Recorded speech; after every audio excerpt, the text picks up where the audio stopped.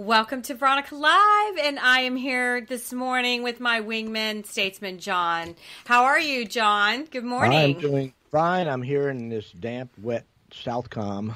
Are you still here in Florida?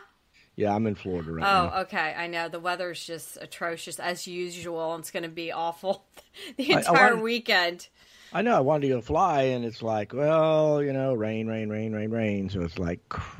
Right. Well, we have plenty to talk about besides the rain because it's been raining stories in our afterburner. But this morning, that's for sure. We're supposed to be joined by the vice chairman of the Republican Party of Florida. He's new to the position, Jesse Phillips. So he's supposed to be checking in this morning. And then our big guest this morning is Tim Rivers of he helped compile the American Gulag Chronicles, and oh my gosh, I read the book, and it's letters from January 6 prisoners that they've written their family and to people, and it rips your heart out, John. Rips your heart out. I was very upset. The book is aptly named American Gulag, because it really is about an American gulag. You'd think it wouldn't happen in this country, but I'm shocked by it. It's shocking reading this stuff. Shocking, and then we'll talk with the author. The prisoners are treated awful. They're pepper sprayed. They're barely given the right kind of food. It's like bologna sandwiches. A lot of times the food's rotten. The water that comes out of their spigot in their prison cell is like rust. They've lost weight. They're sometimes confined for 23 hours a day. It is just send them to Guantanamo Bay. That was my bottom line, because those prisoners get everything they want, to include their hummus and their pita. That's what one of them suggested. Send me to Gitmo because I'll get treated better. Well, which is shocking. I mean, I had tears. I had tears. And we'll talk with that author, Tim Rivers. And not to mention, this all ties in with yesterday, the Blaze reporter that was on the scene as an independent reporter January 6th with the masses. The FBI has been taunting him for 2.5 years, and he was finally arrested yesterday. And they've charged him with these 4 offenses that we'll talk about. But once again, you can't even be a frickin' journalist without people going after you. And then we've got the Catherine Heritage story as well, that she's being fined $800 a day because they want her sources. We are definitely a banana republic, John. Banana republic fully at this point. Well, you just have to wonder what's going on, and it kind of starts with the politicization of the justice system going after Donald Trump. They've perverted the system, and it's now become a political weapon instead of a justice system that, it seeks truth and justice. It's no longer that. I mean, people are rotting in jail, and they walk through a door, and so let me tease. Our last guest is Nolan Windholtz. He's a missionary. He's gone, I think, 18 times to Ukraine. He just returned from the Uganda. He's got windministry.org is his thing. And he sent me, and I sent you this morning, he was in DC for January 6th, sent me 2 clips of, in the middle of it all, nobody was frickin' rioting. They just had flags or singing the national anthem. I mean, so he's got some stories about his recent trip to Uganda, and not to mention his experience as a January 6th person on the ground there. So it's just too much. We're a banana republic fully, and and not to mention, darling President Biden had to go to the border. He went to the border on Thursday, and that was a last minute trip because guess who else was already planned for weeks to go to the border? The next president was President Trump was there. Yeah. With Governor Abbott, and he actually went to a place where they put all the barbed wire. Do you remember the town? Eagle Pass is okay, where that one. Went to Eagle Pass, right? So they used to have 12,000 people a day crossing. Now they've had 7. And if you see the barbed wire they put down, it is thick and amazing. And of course, Biden, he went to where nobody was at. Yep. As he barely could make walking around. I mean, it was horrific, the video. And then, of course, he had the press conference later about... Well, what was interesting was the number of people that were crossing suddenly stopped when Biden showed up, you know. So they didn't have like 300 or 400 a day that were coming across at that one spot because Biden was there. So it's like, I wonder what's going on. Well, I wonder if they closed the border. What's so funny is he's talking, you know, at this press conference, and he has to let you know that he has Secretary Mayorkas there, and then he has 4 judges there and 7 mayors. So we have to know the numbers, you know. And so I was like, how many people live in Texas again? And I think it's like close to 20 million or 22 million. So I'm like, oh, wow, you got 11 people there. You know, give me a break, buddy.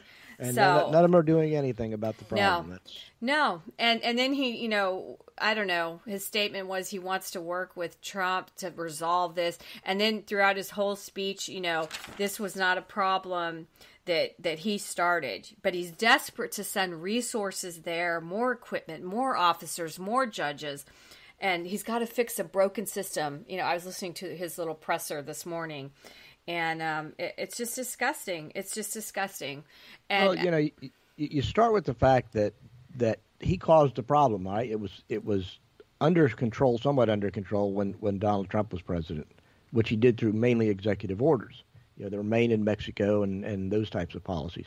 And what does Biden do? First day in, first executive orders are undoing all of Trump's border policy executive orders. So that's the starting point. So it's like, Trump didn't cause the problem. Joe Biden caused the problem by undoing the executive orders. The bottom line is Biden likes it the way it is. The Democrats like it the way it is. They want an open border. And this is just lip service because they're experiencing the political blowback. It's happening. And we'll talk now. about it because that University of Georgia, her funeral, the student that was killed by the Venezuelan illegal was yesterday, Friday, and you know it was so sad. But here's the word of the day before we go to break here. Biden's word of the day for his visit to the border was newcomer. These are newcomers. Well, guess what? Veronica's word of the day is invaders. These are invaders, Sean. And a lot of these invaders are killing people. And I'm over it. And, you know, every week we talk about this, but I'm more fired up than ever because nobody should have to die at the hands of an illegal. And not to mention all the bad things that are happening to these children that are being, you know, sex trafficked through the border. Right, you know, and nobody seems to care about that, you know. It's like, oh, they'll talk about the fentanyl. Well, they don't really care about the fentanyl either. So it's like, okay, what about the Venezuelan gangs that are coming over? Nope. What about all the prisoners that Maduro let out of the prisons to ship up to here to the United States? Not a word about it, you know. It's like, okay, this is so far over the line now. You know, now we've got Chinese coming in, we've got Russians coming in, we've got all these Middle Easterns coming in from Syria, all these places where Hamas is at and Hezbollah is at. They're just flooding across the border. It's well, like, this is not going to be good time news. for America to wake up, and we've got a huge show today, and we'll be right back on Veronica Live. Welcome back to Veronica Live, and we are here with the Vice Chairman of the Republican Party of Florida. His name is Jesse Phillips, and he was just put into this position. I wanted to welcome you to Veronica Live, Jesse. Well, thank you for having me on. Glad to participate today. Well, you're new. I have never heard your name before because I've always talked with Evan and previously with Christian, and I'm friends with Peter Feynman. So I wanted to get to know who you are. So what were you doing before you were the vice chairman? Well, I was the state committee man for the party from Seminole County, and I've been involved in local politics for a long time, supporting different candidates, and I also have an IT business, which is my day job, but okay. The party stuff is a passion of mine. We have a lot of concerning things going on in our country, and we need good people involved to try to steer the ship back in the right direction. Well, that's fantastic. And I did see that you all, as the Republican Party of Florida, you came out and you officially endorsed Trump. So I was very happy about that. I don't know if Nikki Haley's got the news yet, though, Jesse. Well, look, the whole premise of this being an actual primary has been something I've felt from the start. The party got an endorsement from the state party, formally endorsed him for re-election for Senate. So we're doing the right thing. The primary is a non-event at this point. We know who our standard bearers are, and we need to start working to, get them re-elected. Well, that's great. And what else is on the docket now for RPOF? Because I've always felt very comfortable in Florida that we lead the way when it comes to, election integrity and doing the right thing. So what's next for the RPOF, Jesse? Right now it's about turnout. It's about organization and not taking anything for granted. One of the concerns that you have as things start to look better from a voter registration, there's around 800,000 more Republicans than Democrats in the state, is that you have a sense of complacency. Just assume that certain things are going to happen, and we can't do that. The next election is always the most important one, but it's particularly true here this year as well, given what's at stake. And I'm focusing on the organizational piece. I come from a campaign management and grassroots organization background, so I've been meeting with groups throughout Central Florida saying, all right, what are your goals as far as voter outreach? What are your goals as far as voter turnout and contacting and registration? And those are the blocking and tackling of a successful organization that you have to have leadership giving some attention to. There's other things with fundraising and things that Evan is doing a great job at, but I'm focusing on the grassroots level organization, mobilization, and turnout, which are the key to winning any election cycle. That's great. So Jesse, this is John Salak. How's it going? Pretty good. Is the party doing anything different this cycle? As far as early voting or mail ballots or anything to try and counter the Democrats' traditional advantage in the early voting numbers? Yes. In the past, it's been a bit of a situation where we didn't know where people felt about the early voting, and that's still a concern. I think the message is out there that, look, regardless of those concerns, we have to address the fact that a lot of people do vote in this manner.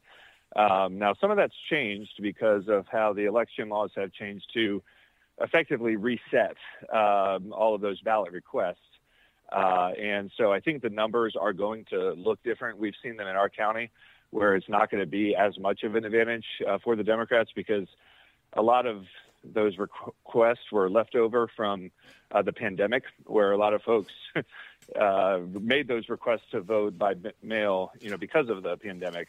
All of those are effectively cleared, and we have groups out there actively trying to get people to register their vote by mail. The RNC has a program which is pushing vote by mail and encouraging people to do it. Whether that's your preference or not, it is something that we're actively looking at, not only the state, but the national party as well. When I talked to Evan a couple of months ago, about the time the Christian Ziegler thing blew up, and by the way, that's still in the news. We're still it was in the news yesterday, Jesse. We're trying to get past it. Right. So I know the party took a hit on the fundraising, and as I pointed out to Evan, it kind of reminded me of a former chairman that we ended up going to prison, for financial shenanigans with party money. But it's the same pattern. It's like we come into election year and basically have no money in the coffers. Is anything changed in the past month or so? There have been some major commitments in the levels of hundreds of thousands of dollars from various elected officials and other folks. And so I think you're going to see that starting to change, based on the commitments that have been made, and as I understand, the checks coming through. So it's not just commitments. There's actually money in the bank. I can't speak to the specific numbers, but I know there's been progress there. I know everybody understands the importance of it and the difficult financial shape that we were left in. But Evan's working every day. I talk to him several times a week, and there's always progress that's being made. So you've seen some of those things announced, commitments, and some other things that have come through that haven't been announced. Look, it's tough sledding to raise money. And one of the things that makes it harder to raise money is we're kind of a victim of our own success, because folks, maybe don't feel like Florida is the national swing state that it used to be. It's simply because of how we've turned the tide over the years. So my kind of sounding the alarm to folks is, look, we can't take Florida for granted. And this is still a place that is a swing state. And so from some of a national perspective, we can't assume, that we're going to win here every time, because some of the resources may be allocated elsewhere. So I hope that message is getting through. I know Evan's making progress, but you're right. We were left in a very tough place with our former chairman and the news stories. I think the executive board mitigated against that by acting quickly, or as quickly as they could. So I think that will help us. But you're right. These are the kind of headlines that, you start to wonder could actually change an election cycle had there not been a quick, decisive action by the board, which I'm glad that they took. Next week we've got the RNC meeting next weekend. Ronna McDaniel is stepping down, and has the executive committee given any input to Evan and Peter Feynman and Kathleen King, who do have votes at that meeting next week about who the new chairman is going to be? Is there been any input or request for input on where the RNC direction is going? Not formally that I'm aware of. I mean, the conversations are happening, and I know the members, from folks like myself that throughout the 67 counties are all making their opinions known. I was one of 39 people that signed a petition to call for a special meeting to have a vote of no confidence in Ronna McDaniel. So our voices are definitely heard, and Evan and others know. They know where we stand on this. As far as it being any kind of formal thing from the executive board, no, it's been more informal conversations. Well, nobody's pushing Laura Trump or, not that I'm aware of. Okay.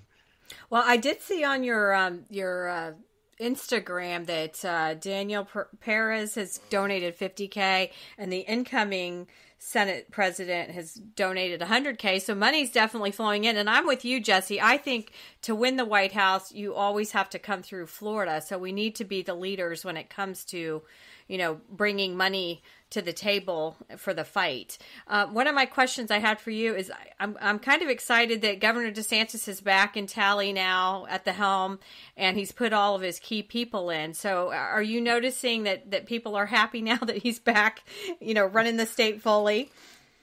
It's great. I've been to 2 press conferences with him through the last couple of weeks. So he's definitely re-engaging at a local level with some of these issues with the Disney Reedy Creek district and some of the book banning fiascos that are happening. And so there has been a sense that our governor is fully at the wheel, and we love him. I mean, there's a reason why he got elected by such wide majorities.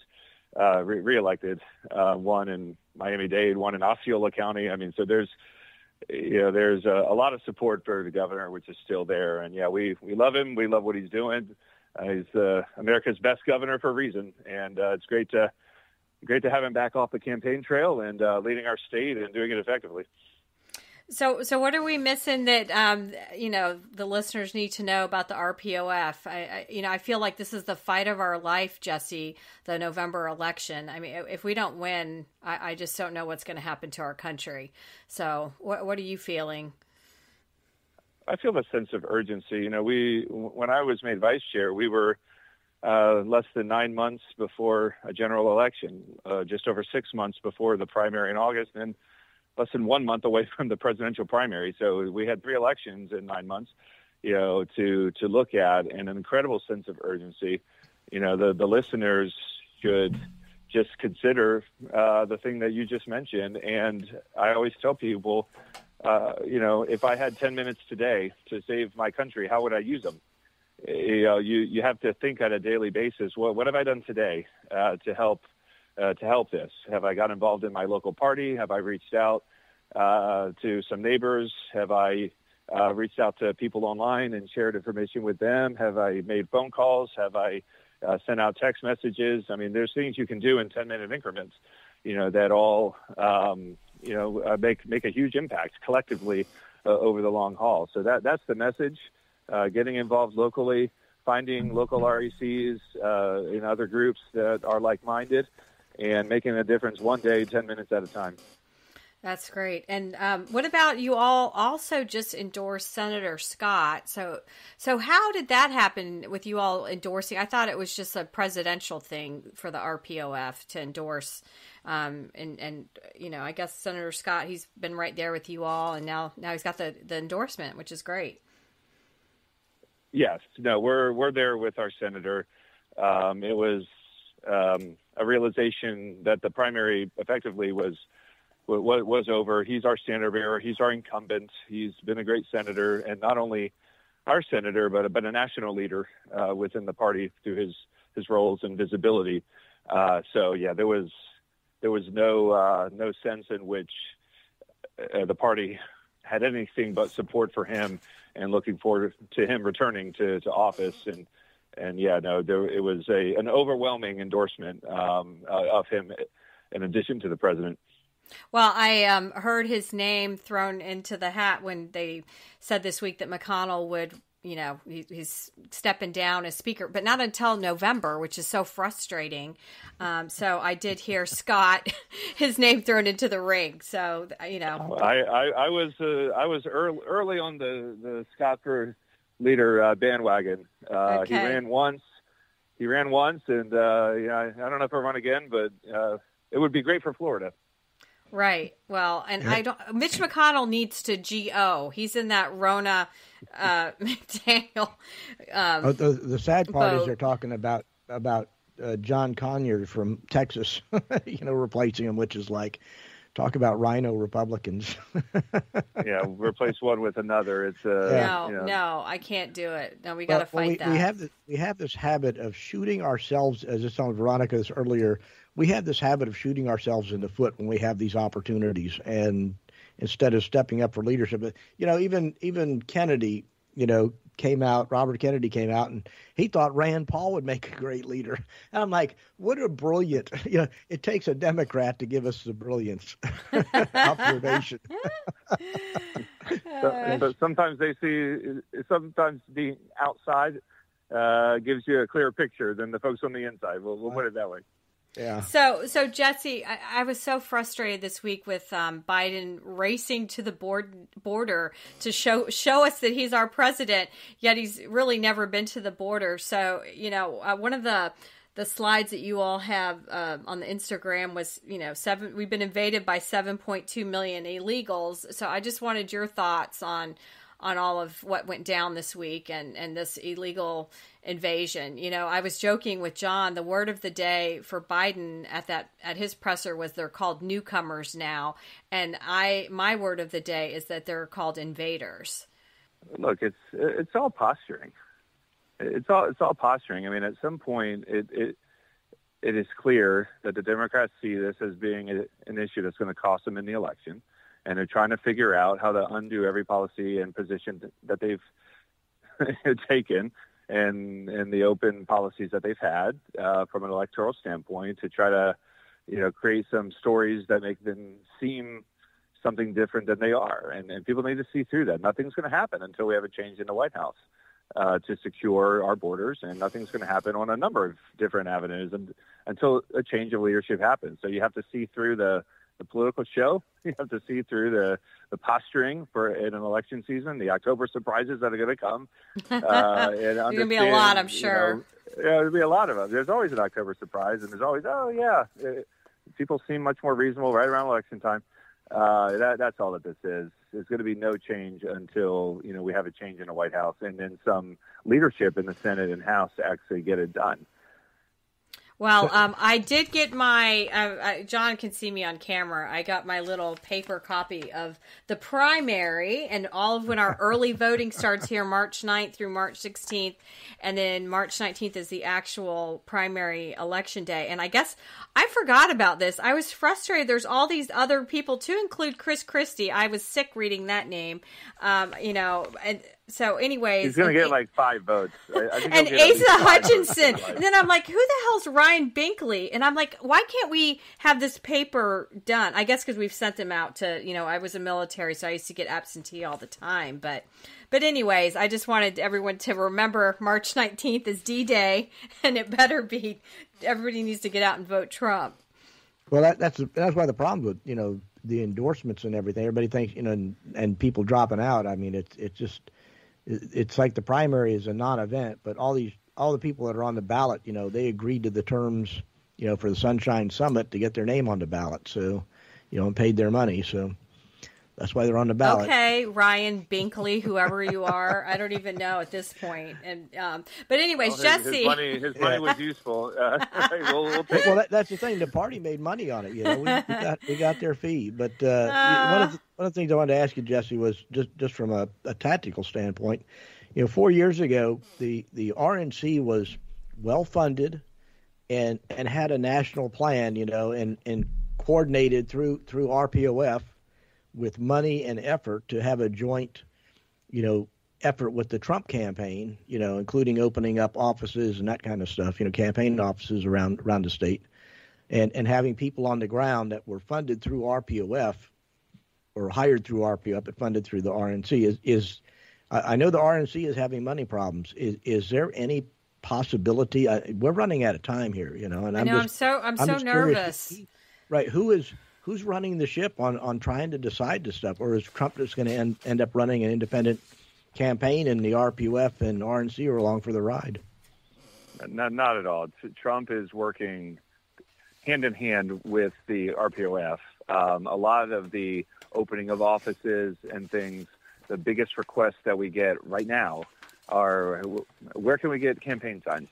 Those requests are already coming in, and a lot of that's going to kick in after the convention. There's some things that can happen federally once it's formalized.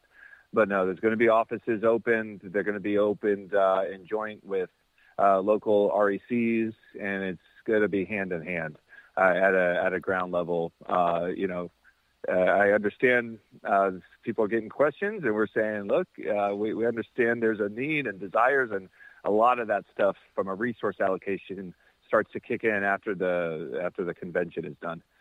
Okay, great. So, Jesse, we're about to wrap it up here. What are your final, thoughts you want to share with everyone? I mean, November is just crucial, critical. We've got to take back America. That's the exact message, and my message is, what have you done today? How have you spent your 10 minutes today or an hour today, whatever time you have? Start making those investments today. It'll pay off later. Find your local party to get involved. Write a check to a local candidate. There's other things on the ballot as well. Other than the most important races up at the top, but there are very important races down ballot and people that could use $25-$30 from you and a few hours of volunteering so that we have a red wave here in the state of Florida like we can have if we all start pushing in the same direction. Well, it's fabulous meeting you. It's we've been talking with Vice Chairman of the Republican Party of Florida, Jesse Phillips, and we've got to have you back. And we're in the fight with you, Jesse. So good luck. We're right there. Thank you, guys. Thanks for what you do. And we'll be right back on Veronica Live. Welcome back to Veronica Live, and we are here with Tim Rivers. He has helped compile this incredible book that John and I read, and it's called The American Gulag Chronicles. And I have to say my heart was breaking, Tim. And what the book is about, it's letters from the January 6th prisoners. And I'm totally disgusted after reading your book because they're treated so poorly. So how did you end up writing this book? Let's start there, Tim. Well, absolutely. Before we do that, I'd like to say thank you for your service and your husband's service. Most of my career with IBM and Honeywell was with Federal Systems. I have a great respect for the military. My father was a Korean Air Force vet. And so Excellent. Really so appreciate what you guys have done for our country. And it's the spirit that everybody get kind of to bring out. And that's what happened to me. I was working in election integrity, Professor Clemens, Mike Lindell, knocking on people's doors, checking our voter rolls here in Pasco County, Florida, and they were so screwed up. 40 to 50% of the houses I visited had something wrong with their voter registrations, even people voting from out of state who had, addresses in Florida. So that I bumped into all these people in Telegram working with that group, and here was these folks that were beginning to write to the prisoners of January 6th who were being grabbed up in these horrendous FBI raids. And they were such amazing people. I remember one person whose son had been arrested, Marie Goodwin, such a great activist. And I was just enthralled with them. I've been an activist all my life. And I realized that having known that the election was messed up, it was not a very big far jump that these guys and gals who were being arrested were basically, it was part of a false narrative to make a point, but more importantly, to make Americans fearful of ever doing that again, of ever coming into Washington and demanding that their representatives listen to their voices. And so I joined that group, and they were working with these people as a Patriot Mail Project, amazing group of people, back from the Bundys, back at the Bureau of Land Management problems in Oregon. And they basically track political prisoners and let you know where they are, how to write to them, what they need, how to support them and their families. And so I just randomly grabbed a name out of that hat. And my wife and I wrote to this prisoner, just a 2-page letter telling him how sorry we were, what was happening, how much we believed in what they had done and wanted to support them. And I got back this letter, this 4-page letter that just blew me out of my retirement life again. I mean, I worked in up to 2000. I got the military and a lot of people through Y2K, and then I said, enough, let me go home. But this was something that just demanded attention again, because this was an American war vet hero, 3 Bronze Stars for valor, 30-year veteran of Special Forces, Green Beret, Ranger, I don't know how many tours, 3 ODAs, just an American hero, folks. I'm sorry. He's been in places you and I never want to be, and done things that you and I never even want to hear about. His war journals make me pee myself. And here was this man that was being thrown into prison, never been arrested in his life, was protecting an innocent old senior from being beaten mercilessly by a cop, and he's in prison. And he's not only in prison, he's being tortured. It just blew me away. And I just started writing more men and women and replying. My wife and I immediately adopted this amazing veteran, trying to get his food and everything for him, and began writing other people. And their letters were so poignant, I just had to tell America what was happening to these people. And I just started posting the letters. And that's how it all began. Other people saw these letters I was posting and started sending me their letters that they had gotten from these people. Because literally thousands of people were writing these men. We were flooding their mail rooms, and some guys were getting hundreds of letters a day. And it was what was keeping them alive inside what I now call the gulags of America. And that's how the book got started. The accumulation was so great. The messages were so, well, you've read the book. Oh, my gosh. You can't get through it without crying. No. You can't get through it without wanting to break things. Well, that's the thing, Tim, is that it was so.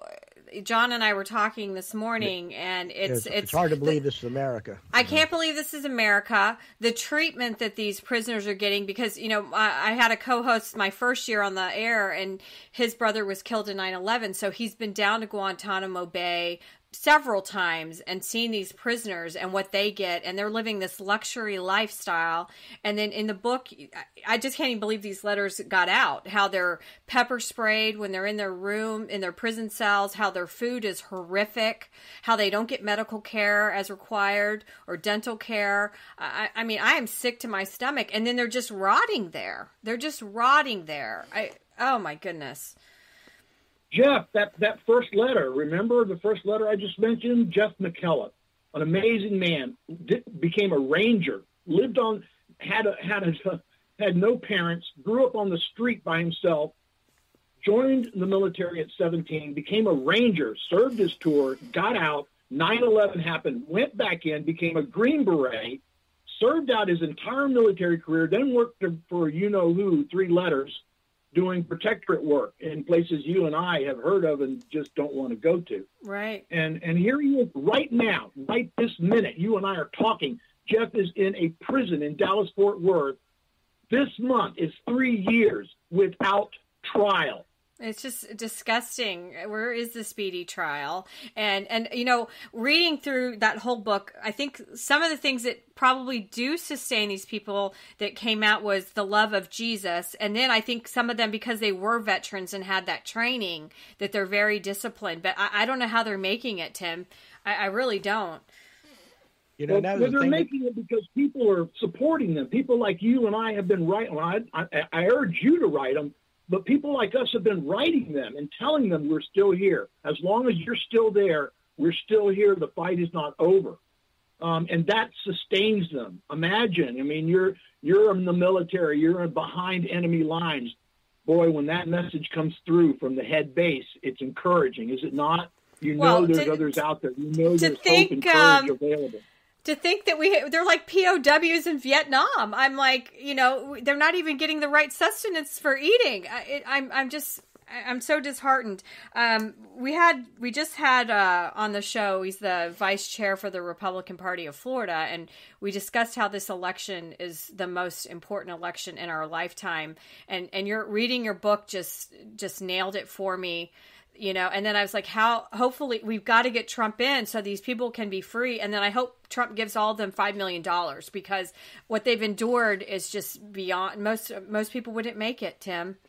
And they have no idea. If you've read some of the stories about Ryan Samsel and some of these people, they have been brutalized. Ryan's lost vision in one eye, traumatic brain injuries, has multiple concussions, laid on the floor in cardiac arrest. These are incredible things that are happening within our prison system that America needs to hear, because one of the bases behind this is prison reform in this country must happen in the next administration.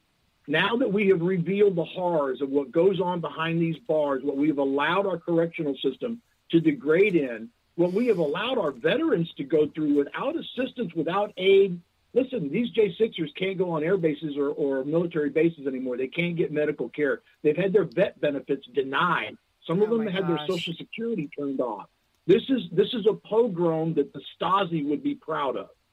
And that's why I urge everybody, when you buy these books, we're a 501c3 that I formed. When I got going on this, I found some amazing people like me, patriots, that decided enough is enough. And some of them been in the battle since 1992, since the LA riots, and we formed a nonprofit. We produced these books. The money from the books, the copyright is owned by the nonprofit. The money goes to sustain the families and the prisoners, help them get to courts, keep their families together and in their homes. So when you buy one of these books, not only is it tax deductible, you're going to own a piece of history. I urge you to preserve it, because the government would like this to go away. They would like these letters to disappear, they'd be digitally erased forever. And these books, at the end of 2024, you will either have an incredible piece of history on your coffee table that you can pass to your children to remind them of this horrible time in America and why you must never take your eyes off the ball if you wish to remain in liberty. Or you will own a banned book which needs to go under your mattress so that the feds don't come Fahrenheit 451 and burn down your house. Well, I'd like to play you. Oh, go ahead. Go ahead.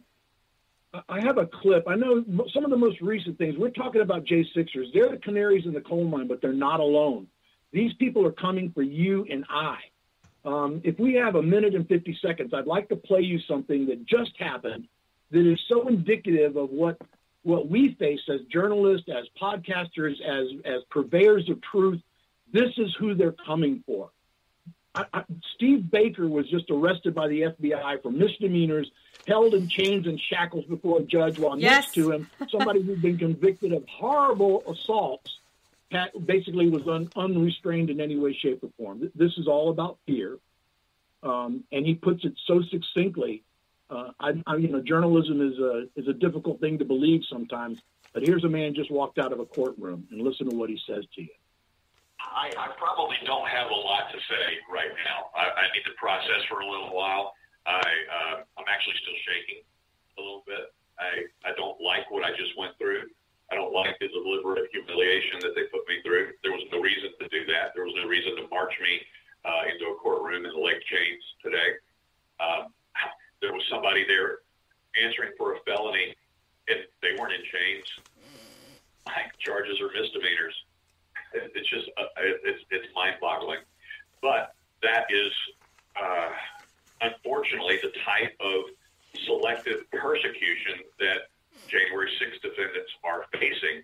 And ultimately, what we are looking at here, and probably the only reason that many of the January 6th defendants have had to go through what they've had to go through, is because of what I've talked about so many times and what I've written about so many times. It's called scary words.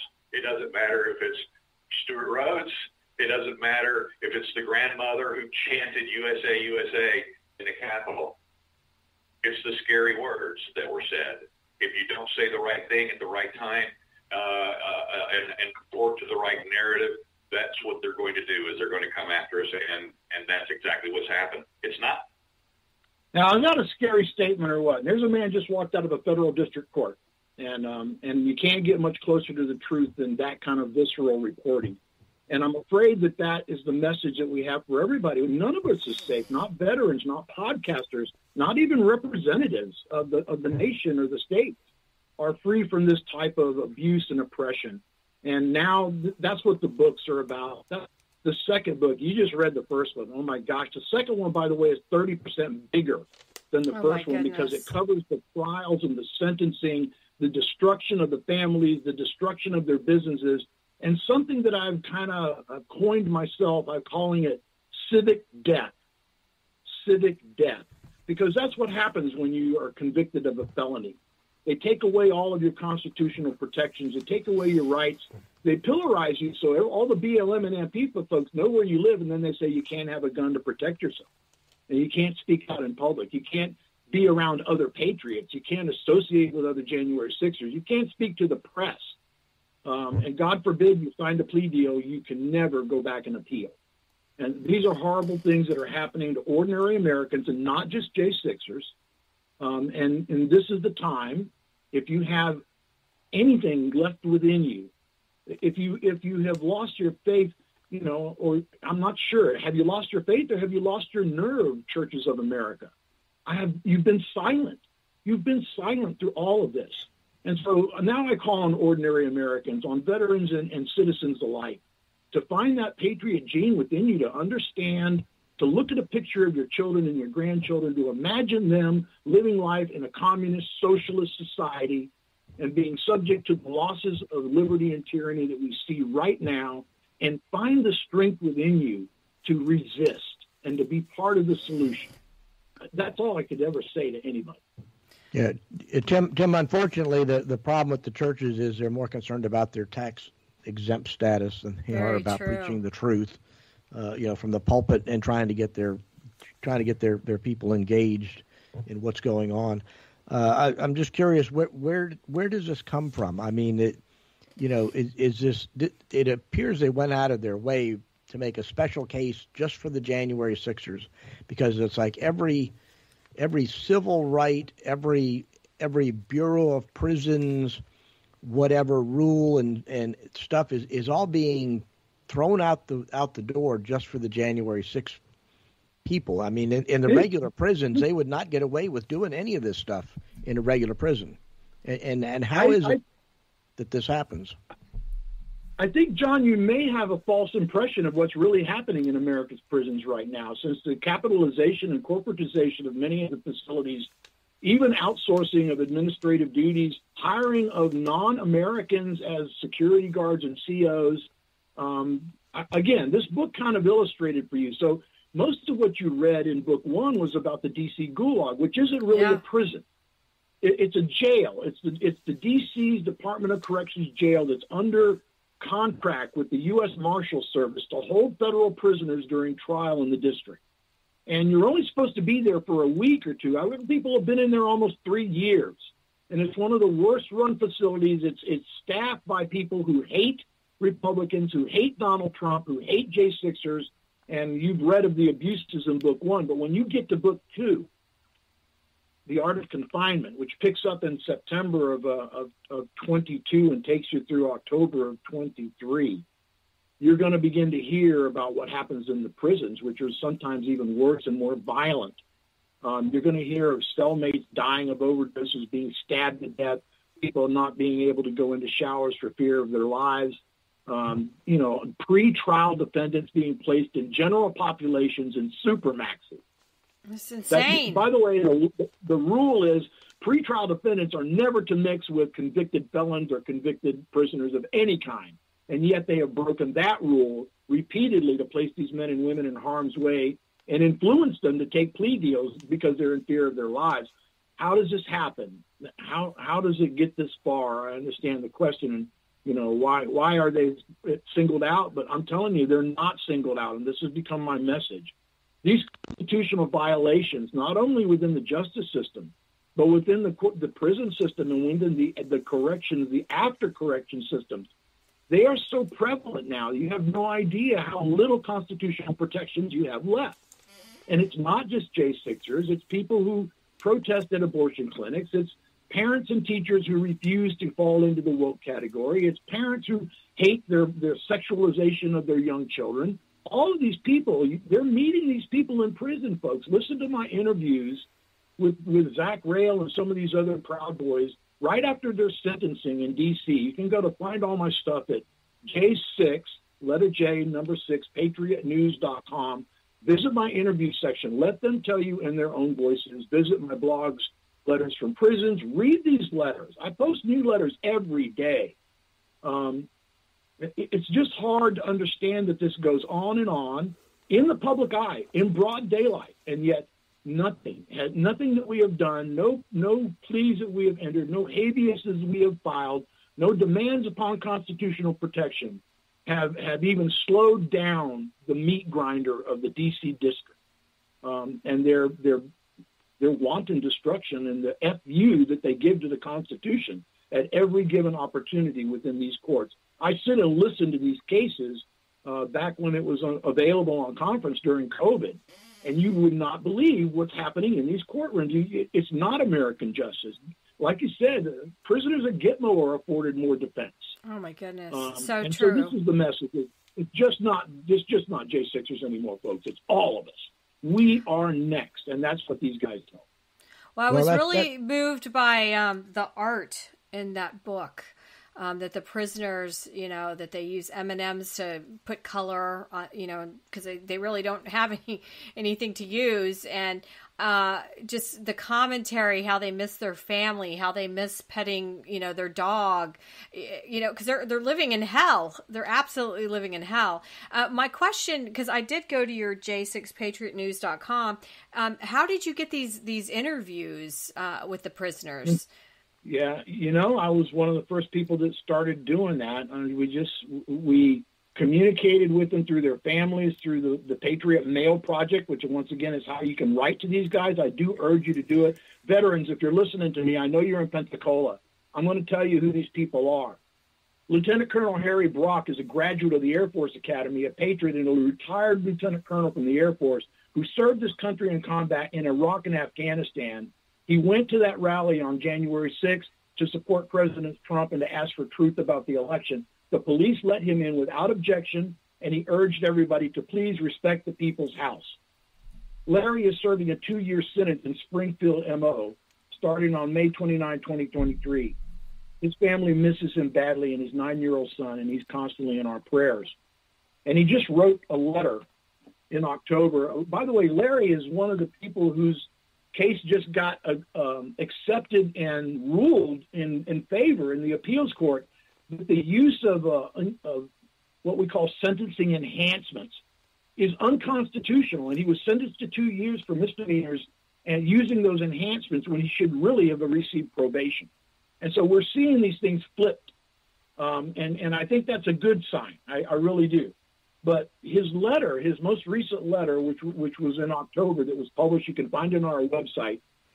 He goes, Dear Barbara, day 80 in the hole, day 136 as a political prisoner. Dear Barbara, thank you for writing me. They have not allowed me to speak to my attorney since the 23rd of August, so I have no idea or updates on my appeal. The arguments were supposed to have happened in September, and they issue verdicts in 30 days. There's nothing normal about any of our cases. I pray multiple times a day for Jesus to help them make good decisions. I daily ask God to deliver me after I pray for others, including my oppressors.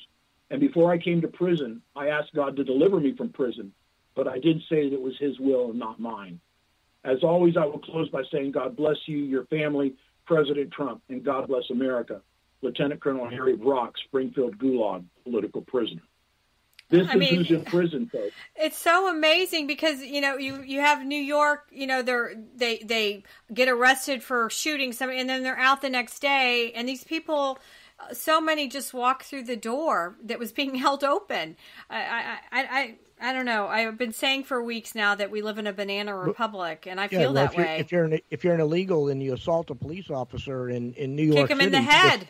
Nothing. You can't get out the door fast enough before they let you go. But God forbid you should walk on the Capitol property, and get arrested. I'm just curious, Tim, on the treatment. First off, the book. I was really surprised at the number of people where there are pictures of these people, and they're all, not all of them, most of them were military, served their country in uniform, which to me was kind of stunning. But, Biden came out not long ago and was almost gleeful at the treatment, of these people, 800 years in prison, and all this kind of stuff. And I was just stunned at that kind of attitude. We sit here as a country and we criticize China, as this terrible place, because they have Jimmy Lai, from Hong Kong, Apple Daily, in prison, and a gulag basically, and then Navalny in Russia, we're gonna do this to Putin, because he's got political prisoners, and then we do at least the same thing, if not worse, in our country, and nobody bats an eye. Well, you can get involved. People, people listen to your shows and listen to me because they want to know first they want to get involved from a point of view of understanding. And so I can help you with that. The president of my nonprofit, who's also an activist star in his own right, Mr. David Shimral, he runs a website that he started during the LA riots called Stop Hate. And it's not the left Stop Hate. He was the original Stop Hate, and it's an acronym that talks about, stop hating each other and fomenting the division between Americans. And him and a group of people have finally produced what I consider the final documentary video for January 6th, where you will actually see how it happened in chronological order with events showing side by side with timestamps. So you really understand how badly skewed the narrative that they are using at the administration level, at the talking heads in the press room, and even mainstream media's sycophantic reporting, how badly skewed it is from the truth. You can go to stophate.com, go to his interview section, look for the documentary called J6, A True Timeline.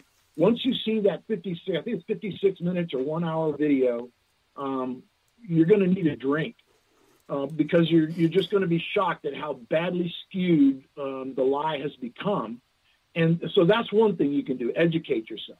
The second thing you can do is help preserve this truth. You can get these books at lettersfromprison.us. They're coffee table books.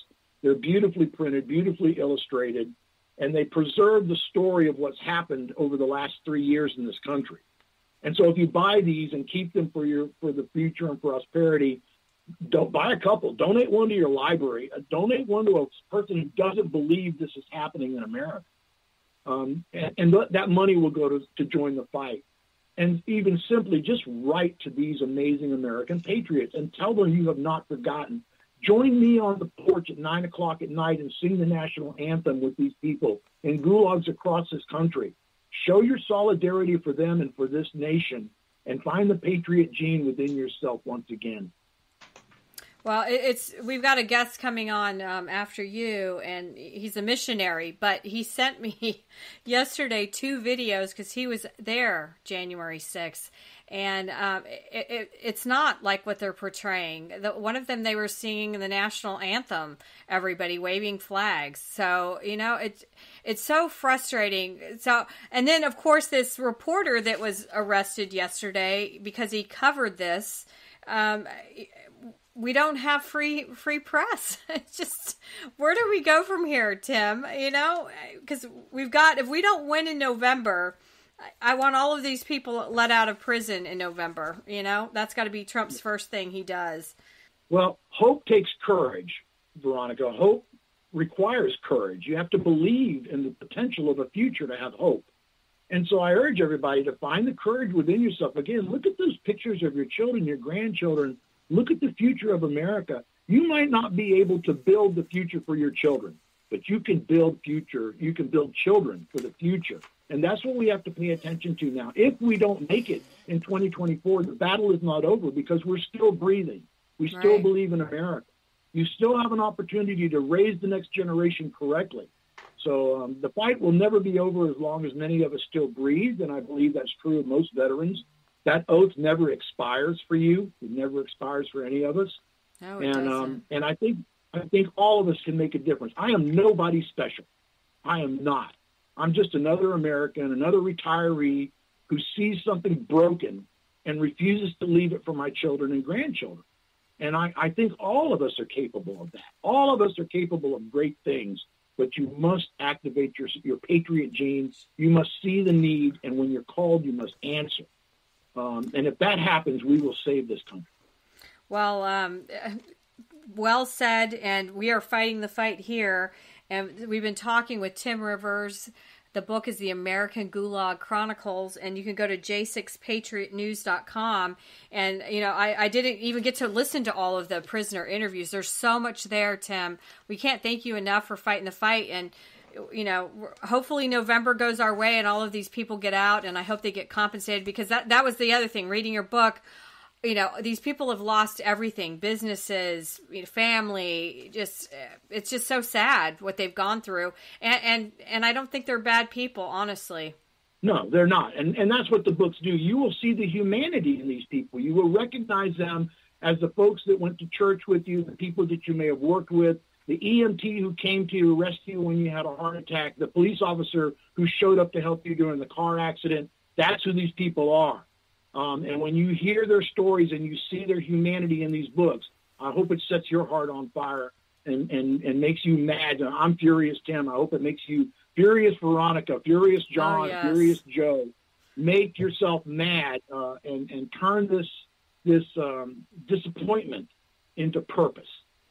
Well, God bless you. And we've been talking with Tim Rivers on the Veronica Live Show. Go to j6patriotnews.com, and we hope to have you back, and we're going to fight the fight. So thanks, Tim, for joining Veronica Live. Thank you very much. And as Jeremy Brown, Green Beret says, America, don't do nothing. And we'll be right back on Veronica Live. Welcome back to Veronica Live, and I'm here with Statesman John. That was a powerful interview with Tim Rivers of the American Gulag Chronicles. I mean, I literally, I was reading it last night when I couldn't sleep. I was going to get up early anyways, and it's not that long. It's like 150 pages. So, I can do that with my hands tied behind my back. And as I was reading it at 4 a.m., it was very moving and sad. And why are these people that weren't like killing anybody or shooting anybody, And when you read the book, like they were trying to help people, because it sounded like the cops were the ones that were instigating and shooting off pepper spray and dummy bullets and all kinds of things at one point.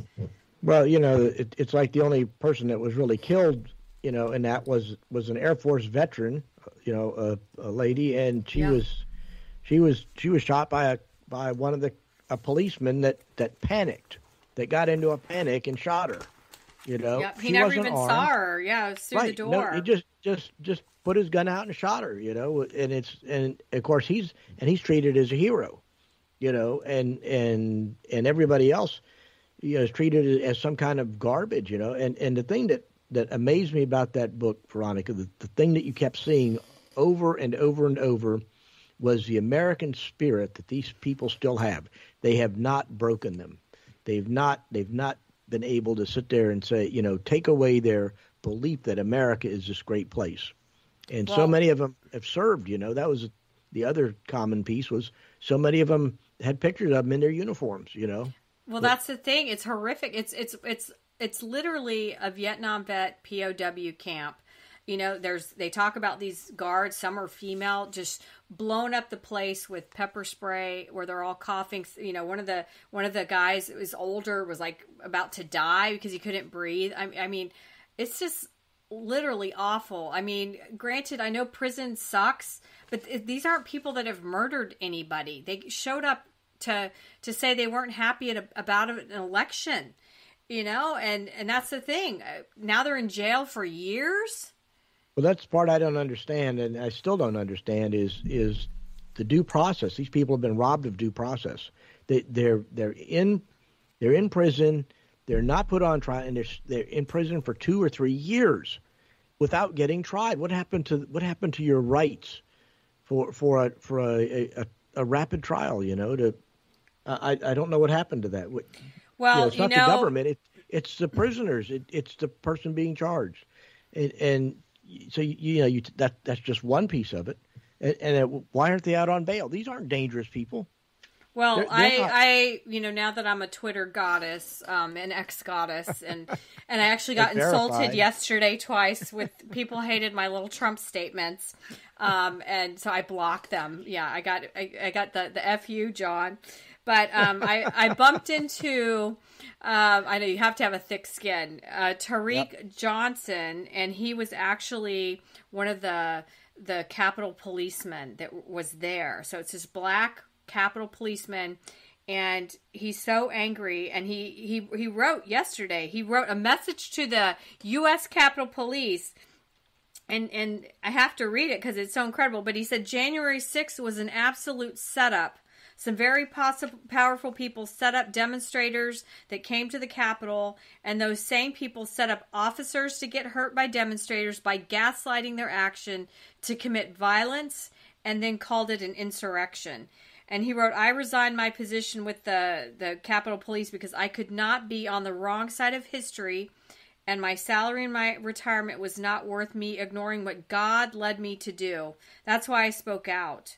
So he goes, I'm not fighting for accountability, and if the country would like to give Pittman and Farnan passes for their leading roles in the setup, and he has other people passes for their leading roles in the cover-up, I will accept that and move on to the next phase of my life, whatever that is. All I want is the setup and the cover-up to be exposed, and the people that suffered as a result of these corrupt actions to be made whole.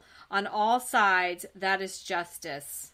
And it's just, so this is an insider that's saying it's a setup. I mean, I honestly feel like the whole thing's just, everything that the Dems do is a setup. From the letters signed by 50 intel officers saying Russian collusion to just literally everything. And why did Mitch McConnell come out this week and say he was retiring? Like, it was like on the day of the Hunter Biden testimony. You know what I'm saying? It's just all... Well, right, it's all the deflect stuff. Well... the Ukraine piggy bank is the Republicans are just as in deep doo-doo as the Democrats. Hunter Biden just happens to be the face of it. But it's been a political money laundering kickback operation for a long time for both members of both parties. You got to remember Paul Manafort, Trump's former campaign manager, was in Ukraine. Now, what was he doing in there? Doing the same thing Hunter Biden was doing. That's what Paul Manafort was doing. And there's a bunch of other Republicans that are doing the same damn thing. It's just not been surfaced. So when you understand this political kickback thing where we send foreign aid money over, and then they turn around and kick back some of that money, you know, wink, wink, nod, nod, kind of thing to the politicians. You know, they campaign contributions from foreign countries are illegal. Period. You can't. It's against the law. But they filter the money. They wash the money through all of these PACs and these. You know, look at the Hunter Biden. You know, what did the one? I think it might have been Representative Byron Donalds. You know, who looked at the organization of the Biden crime family, Inc. You know, and says this looks like a mafia operation. The way, you know, because he's done banking, forensic banking stuff, I guess, examinations and stuff at one time in his life before he became a representative. And the organization looked exactly like a money laundering organization looks like. Well, now, is that a coincidence? No. And then I read this New York Times article this morning, and Hunter talks about the $5 million and how he often shared money amongst his relatives, you know. Oh, really? Just to be nice? Mr. Crackhead? And his dad, you know, wasn't, you know, he was the big guy, but he really wasn't involved. So anyways, and if you believe him, you know, he was high on crack cocaine, you know, while he was doing these $5 million, $10 million business deals with these foreign countries. You know, that is so ludicrous. It's not even funny. Well, my favorite. Well, it may have been high, but believe me, there's somebody else involved in with the brains behind this, and it's not Hunter Biden. He's not the brains. We love Congressman Gates, and so the article talked about he sparred heatedly with Republicans, and then Gates said, "Were you on drugs when you were at the Burisma board?" And so that was happening in Ukraine. Mr. Gates, look me in the eye. You really think that's appropriate? Mr. Biden replied, adding, "Of all the people sitting around the table, do you think that's appropriate to ask me?" Oh my gosh. I mean, the guy is just such a loser. Yep. And then, of course, Biden had to bring up Jared Kushner about his international dealings, you know. And he said, unlike Jared Kushner, I've never received money from a foreign government, he said. When Jared Kushner flies over to Saudi Arabia, picks up $2 billion, comes back and puts it in his pocket, okay. So, you know, he of course he's trying to like showcase that, you know, the Trump's kids are doing what he's doing. Right. They're trying to make it morally equivalent, you know, and it's not, because it's like Jared Kushner is actually an accomplished investor that has a track record, you know. So unlike, he was a multimillionaire before his dad ever or his father-in-law ever was the president. He was worth over $100 million already. Exactly. And him and his family are well-known real estate investors. And Ivanka Trump also had her fashion line. I mean, these people have had loads of money. She stepped away from that when they stepped up to help the father-in-law. Right, so I love how Hunter cokehead Hunter compares themselves to Ivanka and Jared that, you know, are clean cut. So Hunter, how much did you help? You know, when it came to the Abraham Accords, how much did you help in expanding them? You know, oh wait a minute, that was Jared Kushner, wasn't it? Oh yeah, I forgot. You know, he actually accomplished something, you know, that didn't have anything to do with him making money. You know, it actually had something to do to help make the Middle East a better place. Well, I do think he's just President Biden's so nervous, and then the death of the UGA nursing student, Laken Riley, like that has awoken America. Her picture's everywhere now, you know. And then they showed pictures of the memorial. You know, thousands of people came on campus. Then her funeral was yesterday. So I'm very sad that it took the death of a 22-year-old to wake up America, but I think she's going to be the poster child for change. Sadly, you know, happy that this is going to get change, but sad that somebody had to die for change. No, it's not going to do anything, Veronica. That's the problem. It's a flash in the pan. You know, I don't know if you saw the news conference with the mayor of Athens being that's in the afterburner. Oh my gosh, we have to talk about that because that guy was such a loser. I know it, and it's like, you know, he's blaming, you know, this was not, you know, an immigrant. You know, we shouldn't be looking down on him. and and he blamed Trump. Oh, he found a way to blame Trump, Yes, which was like, yes. It's like... Okay, so here's the quote. Let's see. His name is Mayor Gertz. Even found a way to disparage former President Trump as someone who spoke in the most vile terms about illegal immigrants. And the quote says, "The only appropriate number of murders in this community, the number that we are going to be working our tails off every day for, is 0. And then somebody screamed out, "You're a liar. You're the one who's guilty and got blood on your hands for the murder." So I'm trying to find the Trump quote, because he did try to throw Trump under the bus. This was caused by Trump. Right. So first off, Athens, Georgia is a self-proclaimed sanctuary city, which I was really Georgia shocked law by is that, illegal. actually. I know, but Georgia law says there's no such thing as a sanctuary city in Georgia, but they've self-proclaimed themselves to be one. So you can start with this. These are just a bunch of liberal Democrat dipwads, is what you're dealing with. And then to sit here and say, well, it's Trump's fault because he said, the immigrants that they're sending over these vile, immigrants that are murderers and rapists and stuff. And I was like, hold on a second. What just happened to this woman? She was murdered by one of these immigrants. So is that not what Trump said they were sending over, was murderers and rapists? I mean, I don't understand how it's Donald Trump's fault, because all he did was say, here's the people that we're letting into this country, that we're not screening these people. Right.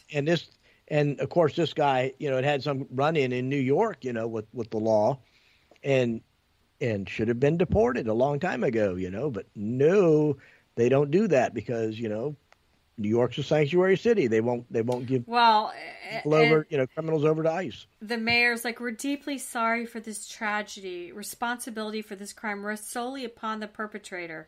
Well, he wouldn't have been here if he hadn't come across illegally. So that's what I'm talking about, is these people need to go. They need to go. They're ruining it for the good ones, honestly. And I all along for a couple of years now, I said, I want worker visas, and then we vet you. But then at the dumb presser with President Biden, he's like, oh, it's going to take 5 to 7 years till these people have their court case. And I don't know who the hell you are. And how many do we not know who they are? You know what I'm saying? And then almost all of them. We have no idea who any of them are, because there's no check. The process is they come into the country, they claim asylum. They say, oh, I need asylum, because they've got this little card. It's been given to them by some non-government organization like the Red Cross, or a lot of churches, believe it or not, are involved in this, which stuns me. Catholic Charities, up to their ears in it. Okay. They're out in these countries giving these people cards and directions about how to come here, what to say when they get here to get in for a free ride. And it's like, to me, it's disgusting. But, that's why my attitude has shifted from some tolerance for, well, maybe we can filter these people through, give them worker visas or whatever, but not make them citizens.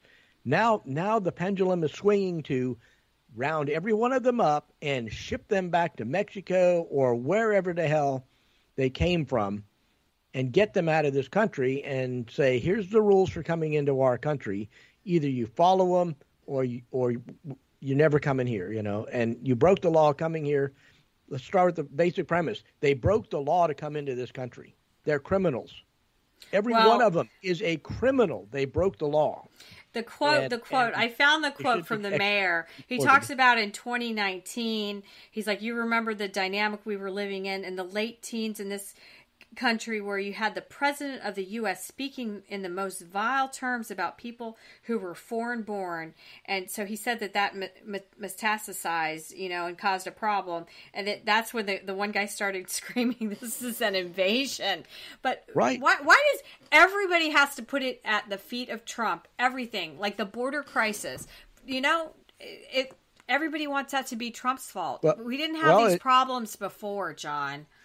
It's what they call Trump derangement syndrome. It's a real thing. Every single it's a real psychological every disease. Every single thing. It is just out of control. Out of control. Well, they think Orange Man is a reincarnation of evil. And I read all this stuff about oh, how evil and terrible Donald Trump is. Every word coming out of his mouth is a lie. And it's like, no, that's not true, And the fact that you sit there and say that is so over the top that it couldn't possibly be true. And you listen to people that have known Trump for years, that have seen him in action up close and personal, and it's like, that's not the way you can't hide that kind of stuff, okay? Now you can make lies about it, which is what the left does, because it serves their purpose.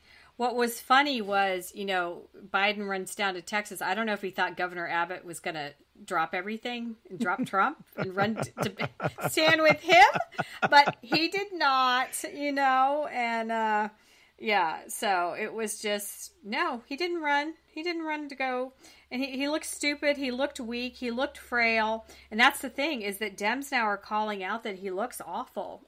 He truly does. And now he goes off. He hasn't been there, in 3 years, I think they said, to the border. Yeah. This is embarrassing. Where was darling Kamala? She was nowhere to be found either. Of course not. She's the border czar, and she's ready to take over at a moment's notice. But, the thing about Biden, and I heard this from a medical professional that was just talking in generality. Obviously, I hadn't looked, because this week they came out with the medical report on Biden that he's perfectly fine, except his arthritis is a little bit worse, which is loony. But they were talking about just the normal trend for people with the kind of dementia that he has is it accelerates. It's not something that's just linear. That goes 6 months from now it'll be a little bit worse, but not. It's an exponential kind of thing. It's like once you start going, you degrade very rapidly, and that appears to be the trend line that he's on. I go back to my daughter is a nurse and does geriatric care, and she can spot this stuff, and because she's seen so much of it. Okay, she can spot it. It's like when the people moved in, this elderly couple moved in next door to us. The lady was in a wheelchair and her husband was taking care of her and all that kind of stuff. And my daughter took one look at it and says, she'll be dead in 6 months, and he'll be dead 3 months later. And she was absolutely right. She was absolutely right. That's exactly what happened, because that's the way it works. It's sad, but I think the funniest quote though from Biden is, and I know it's the toughest, most efficient, most effective border security bill this country's ever seen that he's trying to push. So instead of playing politics with the issue, why don't we just get together and get it done? Well, we're in this pickle because of him canceling out everything, and now he wants to kumbaya with Trump and, work together. But what about all the 8 million people? Like this morning I asked Alexa, I'm like, Alexa, how many people have come through the border? And she's just like, oh, she said 7.2. And I wanted to fight her because we have lots of fights with all my little Alexas around the house. But who are these people, John? I'm surprised you got an answer on that. I was shocked too. One of the other stories was the Google Gemini, AI program, and we talked about that last week, where people tried doing some artwork and it came up with black Nazis and black Pope and, and the black, was it George Washington? Yeah. So it was like, and it will not make white people, when you say, show me a white George Washington, it will tell you it can't do that. So Google covered for this, for their AI, lies about wokeness, I guess is a better word about it. But that's the world we live in nowadays, and you can't get a straight answer from this AI stuff anymore. From my Alexa. Oh, well, this is a funny meme I saw, and it's a tombstone. And I've said this because things have changed. Number one, all the people in TV commercials they're all ugly, John. I want pretty people back. Oh, and then this is a tombstone, and it had flowers, and it has on it white couples in TV commercials from 1950 to 2021. Because now to be white is a bad thing. And it was funny because talking about the AI, that Tyrese, the E or F guy that's always on Fox News was talking about, he's a black guy and how frustrating he is that we have Tyrus. Yeah, Tyrus. Yeah. He was frustrated about how we have Black History Month. He's like, no, it should be America history all year. And, so it was just really, it's so interesting to hear it from a black guy that doesn't take this anymore, that's raising his children to love everybody. And why, and then of course, why do veterans only get one day, November 12th. So and I like how he wraps stuff up in first world problems versus third world problems. About we have so much, and we have so much abundance that the basic things like having food to eat and that kind of stuff, that's not even in the picture anymore. We're just into all this weird woke crap, about did you use the right pronouns and are you transgender sensitive or whatever. Which we'll have to talk about that. But back to the border, Trump, he's so funny. So this is like his little quotes here. Nice weather, beautiful day, but a dangerous border. We're going to take care of it. And then I guess he joked on a radio show, well, we found out how to get him off his ass. It took me announcing that I'm going down to the border. And that's so true because they were scrambling. They were scrambling so bad to get, because Biden supposedly works 2 hours a day. And I think that's probably true, yep. And so I don't know. I'm glad he went to the border, but it was kind of BS. And then the presser I watched early this morning, he said how, it's taken us years to finally get overtime pay for these poor workers on the border that are really babysitters. Oh, but we're getting that passed finally. Sorry it took so long, making buddy. peanut butter and jelly sandwiches for the detainees. But they won't eat that. Give me a good PB&J. I'm there. We just lost our mind, and the money, the printing press keeps going. They had a Fox reporter found this unmarked hotel, what used to be a hotel. Oh, I saw that. Building, yes. And went in and wanted to find out, could she get a room, and it's like, yeah, it's no, a Sunday you have to host. leave. But turns out the government has leased this entire hotel, taken down every bit of signage, and it's full of that was what was so interesting. Of illegals. Yeah, and they get everything. They get their laundry, they've got games, they've got all kinds. The government is literally, they're on the dole. The government's taking care of them. And now, what was it, California? Now you can get your transgender operation if you're an illegal alien in this country. Now you can get the citizens of California to pay for your transgender operation. I mean, this is flat ass insane. Yeah, it was Rachel Campos Duffy, the one who was married to the congressman, and he's always on there too. But I'm in here talking with Statesman John Salak. We haven't even touched all the stories of the afterburner, which we are so going to talk about Secretary Austin and how he threw his staff under the bus. But when we come back, we're going to be joined. Like leadership. I know. We're going to be joined by Nolan Windholtz, and he's a missionary, and he just got back from Uganda. So we'll be right back on Veronica Live.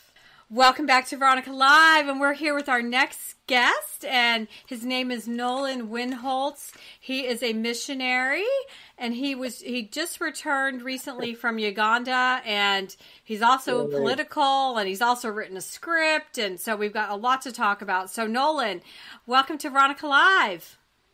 Hi, Veronica. Veronica Live. Hello, John. How you doing? So, I'm doing good. You contacted me last year, and I actually went and met you, and you guys were trying to get a film launched, and it was a religious film, so I was really excited about that. So let's start there. So what's up with that project that you were working? Because religious films are big now, and we need more of them. Yes, and it's a faith-based story. It was based on my experiences working at rescue missions. I didn't come out of a drug or alcohol background, so even though I worked in prison ministry and did speak at recovery centers, I didn't necessarily come from a background that really knew all that goes on with recovery. But around 2010, I had to move my pottery studio, and my friend who has a rescue mission in Crestview, he offered me to move my pottery shop to his rescue mission. And I was, for 2 years, working every day with people who were getting over drugs and alcohol, all types of bad habits and addictions. And I had learned in that environment what all is involved in getting free from those demons. And then I spent a year working at Teen Challenge.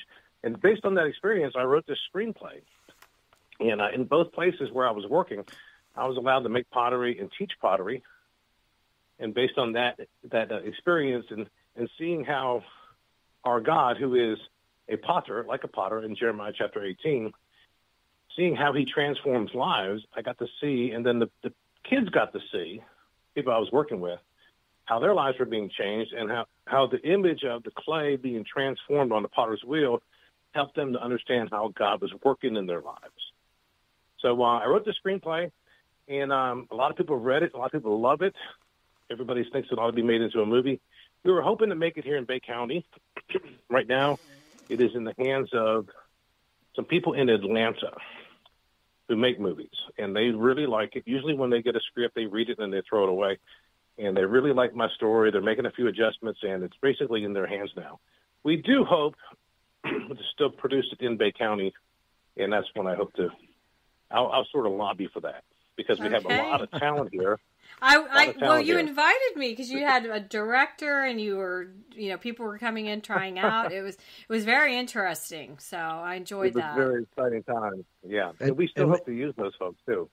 And most people don't know that Atlanta, is kind of the Hollywood of the East, from a production standpoint for films. And that's exactly right. And the guy I'm working with here locally, he was part of that scene and part of that culture there in Atlanta for many years. So we're hopeful. It's a story that's very important. It's a story that addresses the fentanyl issue as well, which is something that back when I wrote the story, I only heard of fentanyl once in a while. Now it's almost every day. Oh my gosh. And it's close to home because everybody knows somebody now that has got a relative or friend, or I had a coworker that actually died from it. And you were shocked because you would have never thought they were a drug user. So it is shocking. Yeah. But fast forward to you have been going to Ukraine and Uganda and trying to save people in a lot of countries. So tell me, you just got back from Uganda, and I was moved by the pictures. I think there's a picture of you, and I'll have to share it when I post about the story or about your interview here. And it's one where you're with a bunch of children around you, and you're looking down at the camera. It's all these faces, and they're all smiling, and it's just so precious. And you sent me a bunch of pictures, like people were getting baptized all over the place. So tell me what you're doing in Uganda to save all of these beautiful children and grown-ups. Well, this was my 17th trip to Uganda. Oh, my goodness. Just about everything that you can think of that would be described or come under the umbrella of Christian work is what I've been participating in. We've baptized probably 3,000 people since I started doing work in Uganda. And I work primarily as an evangelist. I work with the pastors there in Uganda, Mbale, Jinja, Kampala, Kawempe, and Mbarara. And get a lot of people saved. A lot of them, probably of the 3,000 people that we have prayed with to receive Jesus as their Savior, probably 2/3 of them were coming from out of Islam. Wow. And that's a glorious thing. There's a great revival going on in Uganda, and I'm just one of many evangelists and missionaries that are doing work over there. And Islam is and then Uganda is a fairly safe place for a Muslim to convert and be born again. You may lose your family, you may lose your some relationships, you may even lose your job, but you won't lose your head in Uganda. And that's the good thing about Uganda. It's a fairly safe place to make that conversion. It's good to keep the head attached. And how did you end up in Uganda? I mean, did you throw a dart, at the map? And how did you end up there? And now you've been there 17 times. Well, my friend Paul Hunter, he's from Washington State. He was there for a number of years, and he invited me to come on a trip. And after spending about 3 weeks in Uganda, I got to thinking, this is just of God. I just knew I was connecting with the people so well. The message as you'll discover, as people look into my website and my YouTube videos, they'll see that I'm primarily a potter. Most of the time when I'm preaching, I actually have a potter's wheel on the platform, and I'm taking you through the steps of how a piece of clay that's in the bottom of a ditch that represents all of us before we knew Christ. The Bible says all of us have sinned and fallen short of God's glory. None of us are righteous. We are all basically, our righteousness is like filthy rags. So all of us are like the stuff that settles in the bottom of a ditch, and you would never pay a nickel for any of that. But once transformed on the potter's wheel, that piece of clay, that material becomes something beautiful, full of purpose, beauty, and value, and then it lasts forever. So I take that message, that visual message of the potter and the clay, present it to people. In Uganda, it's cool because the very dirt that they're standing on is the same material that I'm working with. So they can relate. They can understand, this is me. I'm like the clay in the bottom of the ditch. When it rains heavy, it just gets soaked up with water, and it's always carried to a lower place. And the only thing that can ever lift us out of that state of lostness is the gospel of Jesus Christ. Like David said in Psalms 40, he lifted me out of the miry pit. He placed me upon a rock. He put a new song in my heart, a hymn of praise unto my God. Many will see and fear and put their trust in the Lord because of the transforming work of the gospel. That internal work that brings new life to us is what really, it's what saves us, and what eventually, if we're faithful, we do our job correctly, it'll bring healing to the nations.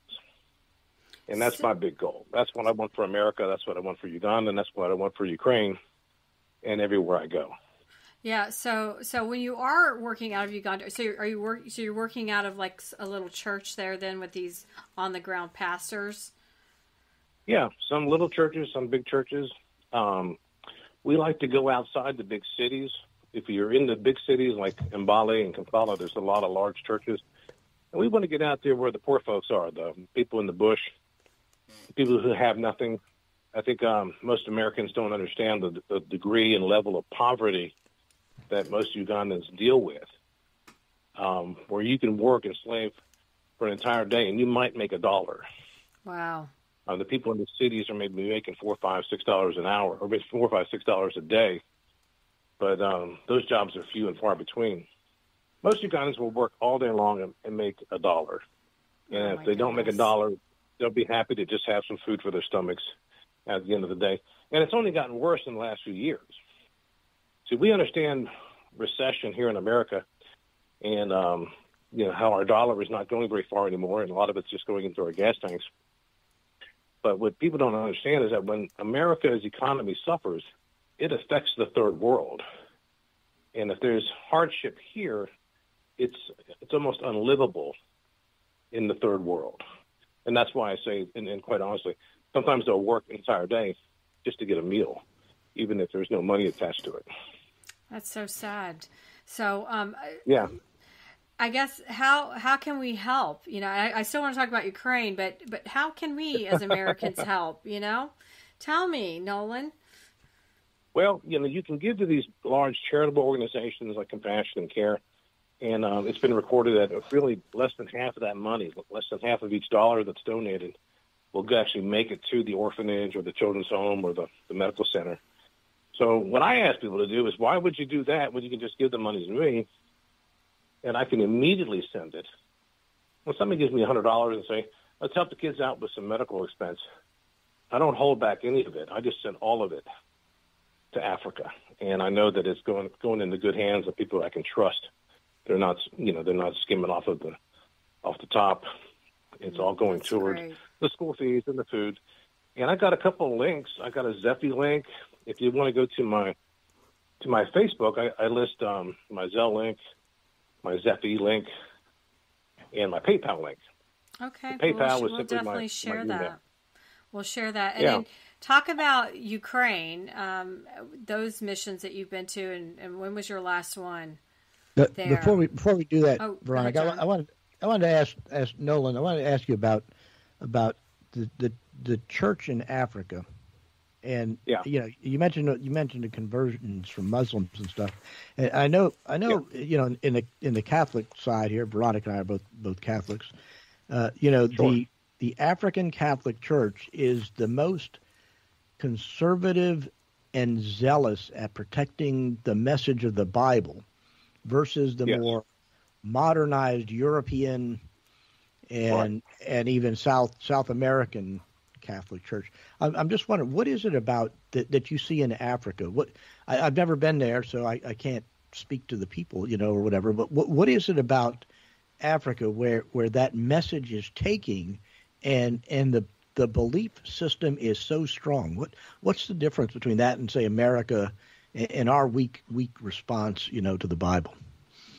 It's probably how plentiful everything is here. I mean, the very poorest among us, I'll joke kind of half-heartedly, I'll say, America, we got the fattest poor kids in the world.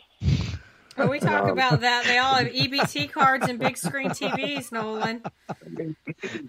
And the poor in America have cell phones and indoor plumbing and air conditioning, and they usually still have a car, and it's and we still think, wow, these are really poor folks. And to the African who is scraping just to get a meal that day, we're all millionaires. And when they get a hold of the Word of God, they will absorb it and they will accept it and they'll believe it with a level of faith that's hard for somebody who has all their needs essentially met. It's hard for us to understand the level of faith that they're going to have. And it's a slow haul. I do believe there's going to be some breakthroughs and some prosperity coming to Africa. But it's that level of poverty and desperate that causes them to get a hold of the Word of God and really believe it in ways that we don't really fully understand here. And we can't because we are so blessed. I know the Anglican Church is also the same way. I think if it wasn't for the African Anglican Church and the Methodist Church in Africa, I mean, all those denominations would have gone hard left. But their votes actually counted when they decided to go in more liberal, woke directions here in the States. It was actually the continent of Africa and the conservative saints there that held those churches from going really hard left and adopting some really ungodly ideas. They really believe the Word of God. They don't have any other option. Yeah. And that level of desperation. And to me, that's what's, part of Christ's message is suffering, and they certainly seem to, they see it firsthand. Yeah. And I'm in a blessed position as a potter because, see, I can't communicate my message and give a sugar-coated, warm, fuzzy gospel, because when you watch a piece of clay on the potter's wheel radically turned and shaped into a beautiful vessel, what you're actually witnessing is it's like violence. It's a radical redistribution of material. If the piece of clay had a mind and a mouth, it would probably scream the roof off the building. But at the end of the day, at the end of the process, we realized that it was all for purpose. It was all for meaning. A very familiar scripture that we all read out of Romans chapter 8:28, really demonstrates, communicates what happens to the clay on the potter's wheel, because the clay on the wheel experiences the good, the bad, and the ugly, and in the time and faithfulness of remaining on the potter's wheel and remaining humble, it becomes this beautiful form. Therefore, we can read the scripture which says we know that in all things God works for the good to those who love him, who have been called according to his purpose. So through suffering and through tribulation, Jesus says, we inherit the kingdom of God. So when the people are there, and every day of their life they're struggling, there's not a single day in their life really where they don't go to bed hungry. They have to look up to the heavens. They have to look into the darkness because a lot of them don't have power, and they can only see. Their only hope that they see is the hope that's found in God, and that translates into people of great faith. And they are doing their best. The churches that I frequent that are popping up all over Africa. It's not just not just in Uganda, but they're popping up everywhere. And that's the Pentecostal charismatic churches, because they just gravitate toward the scriptures, they gravitate toward the Holy Spirit, and when the power is received by Holy Spirit, they immediately begin to implement the operations of the Holy Spirit, whether it's casting out a devil, putting somebody through deliverance, or praying for healing, and just believing in great faith for things. Here they are. They're in churches that are largely made up of sticks and recycled metal, or the church is entirely just huddled underneath a large tree, tarps maybe tied down to a couple of branches that kind of shadow, give them some place to stand. But these are some awesome congregations, and the power of the Holy Spirit and the presence of the Holy Spirit in their praise and in their preaching is very strong. And I know that if you do that throughout the whole nation, and you do it faithfully over a period of time, it has to result in positive changes for the nation. And those little churches are popping up everywhere. That's great. I mean, there was once a time where I thought I had preached in every church in Jinja, Uganda, and I came back the next year, and there was like a dozen more that just sort of popped up. Oh, and love that. It's like when you read the book of Acts, it's just like they don't have theological debates about whether or not the gifts are for today or not. They just do it. They just read the Word of God, they receive the Holy Spirit, and they start acting out as they see is appropriate for those in the kingdom of God, those in the church. That's so they're not bogged down with a lot of our theology. Yeah. Sometimes our theology. Fighting the priest or the pastor. Yeah, we get wrapped up too much in debates about theology and interpretations of translations and well, that kind and of stuff. I want my priest to be political. If you're a pro-lifer, then frickin', tell people not to vote for the other person. And nobody wants to do that. I was blessed to meet Pastor Rafael Cruz last year, and I've talked about this a lot. And he Senator Ted Cruz's father, and he's like, you have to preach from the pulpit. And part of that is, being political sometimes, because that's how you change the world, with the right people in office. So John and I are always preaching. Well, it's part of your belief system.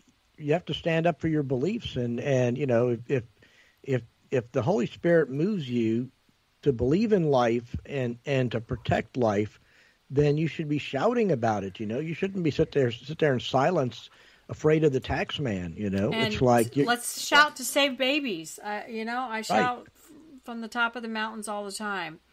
So but and boys can't be girls. Yeah. Well, tell us about how many times you've been to Ukraine and because isn't that more of a already Christian, space when you land there? Yeah. Yeah, and that's something I probably spend some time almost every day butting heads with people who get a lot of their information from Tucker Carlson, who I really like. He is a big ally in saving this country, but he has promoted this idea that Zelensky's over there persecuting Christians, and people in churches will ask me about, understand he's persecuting Christians, and I got to set them straight on that. That's just absolutely nothing but that's just a lie. That's just a complete misrepresentation of the truth. He did have to put his foot down against the Russian Orthodox Church, because the Russian Orthodox Church was telling people that it was the will of God to submit to Moscow, and they were actually plotting against Ukraine independence. That's not really Christianity. Last time I checked out the gospel, it has nothing to do with surrendering your life to Moscow. So Zelensky had to put his foot down against the Russian Orthodox Church, and there wasn't a lot of people in the Russian Orthodox churches. And to be perfectly honest, when a Ukrainian gets born again, when they get contacted and they make a connection with Jesus, the last place you're going to find them is in the Russian Orthodox Church. It's really a very unfriendly, cold representation of the gospel. And the churches that I frequent are the Union Pentecostal charismatic churches that are spread out all over Ukraine. People don't realize this, but the largest Christian church in the world for the longest time was in Kiev. The largest Messianic church, Jewish believers who believed in Jesus, was also in Kiev. And I've had the blessing of going throughout Ukraine in the summer months and going to these youth camps. that exist all over the country. And one time I was able to speak to about 4,000 people at the Nolan youth camp west of Kiev. And that was just a tremendous experience, seeing all these young Ukrainian people lifting their hands and hearing good preaching and praising Jesus and committing their lives to Christ. That happens all over the nation of Ukraine, and it's such a blessing to have had a small part of that. The city that I operated out of a lot when I'm in Ukraine is Zaporozhye, which is there in the east. And they're getting missiles and cruise missiles and drones just about every day because they're closer to Russia. So I think that I was so blown away at the number of strong churches that existed within Zaporozhye. Godly men, and they stayed there. You know, a couple of them left because their whole congregations got up and evacuated to the west, but most of the pastors are still there. And yesterday I put up a post. My friend, a pastor in the city of Kupinsk, which is actually about maybe 4 hours east of Zaporozhye, much closer to Russia. It was actually a city that at one time was occupied by Russian forces, and then the Ukrainians actually were able to push them out and drive them back and push them out of Kupinsk. Pastor Yuri Klimko, he was there before the war. He was there throughout all of the fighting and the artillery and the bombing and missile attacks. And he was there after the Russians were driven out. And he was a faithful servant of God. I was able to spend about a week with him and his congregation. We handed out a lot of humanitarian services. We rescued a lot of people who wanted to leave that area. We were able to migrate them out of the east, and prayed and preached and baptized. And we did a lot of good work there in Kupinsk. And Yuri was just killed just a couple of days ago when we believe it was a cruise missile because the explosion was so large. The church building was entirely destroyed. And he left. His wife was not there, and she survived. And I'm going to be sending some money to Elena in the next couple of days. I'll be sending some money to help her with her and her situation. But we lost a really good man. Every day we're losing good men over there. Well, I assume, you feel this Holy Spirit in Ukraine too. I've been praying for them because, this conflict just doesn't want to go away. So, Nolan, what can you tell people about God and why we need to follow him? About who? God. Okay, Jesus. Yeah, you know that guy. We are. Sorry, we got always a Chinese gremlins in here. My phone, probably the Russians today. So, if there's any hope for the world, it has to come from our Creator. And we have done everything in this country to push the God of the Bible out of our lives. And the left, the woke, used to hide their actions and their activities, but now they're right out there in the open. They've gone full demonic. The destruction that is coming to our country is on purpose. It is to destroy a nation that was founded upon good Christian, godly, biblical principles. And if you look at everything that people who are in the woke army, all the dark agents in the woke army, everything they're doing targets ideas and principles and beliefs and doctrines that all originate in the scriptures. And that's the reason they've been assaulting the family unit for such a long time. And that's the reason now they're trying to enforce this idea that boys can be girls and girls can become boys. Mm-hmm. And they're promoting all forms of deviant behavior that are just completely antithesis of what God and his holiness and his righteousness are. And the more we move in that direction, the more sorrow and suffering we experience here. Just that young girl that was killed in Athens, Georgia last week. I mean, this is stuff that should never have happened. But as a nation, we've turned our back on God. But the story of Jeremiah chapter 18 tells us is that there is hope. The piece of clay was being shaped by the potter. Jeremiah was watching it, and it was twisted, it was torn, it was marred, and Jeremiah must have thought, well, this guy doesn't know what he's doing. But then he watched the potter take that same piece of clay, he repaired it, and he transformed it into a beautiful vessel.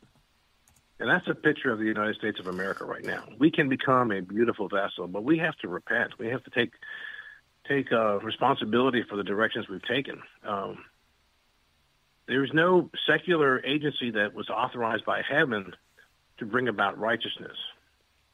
It's only the church. We have the responsibility to bring about righteousness in the earth, and that is righteousness, peace, and joy in the Holy Spirit.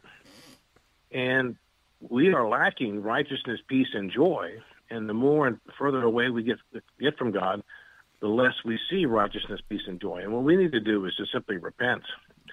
The clay on the potter's wheel can be repaired. It doesn't have to be thrown away.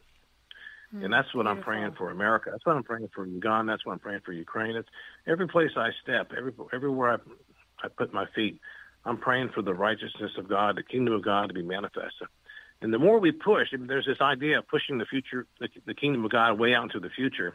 That's very popular with a lot of Protestant churches, and I really dispute that.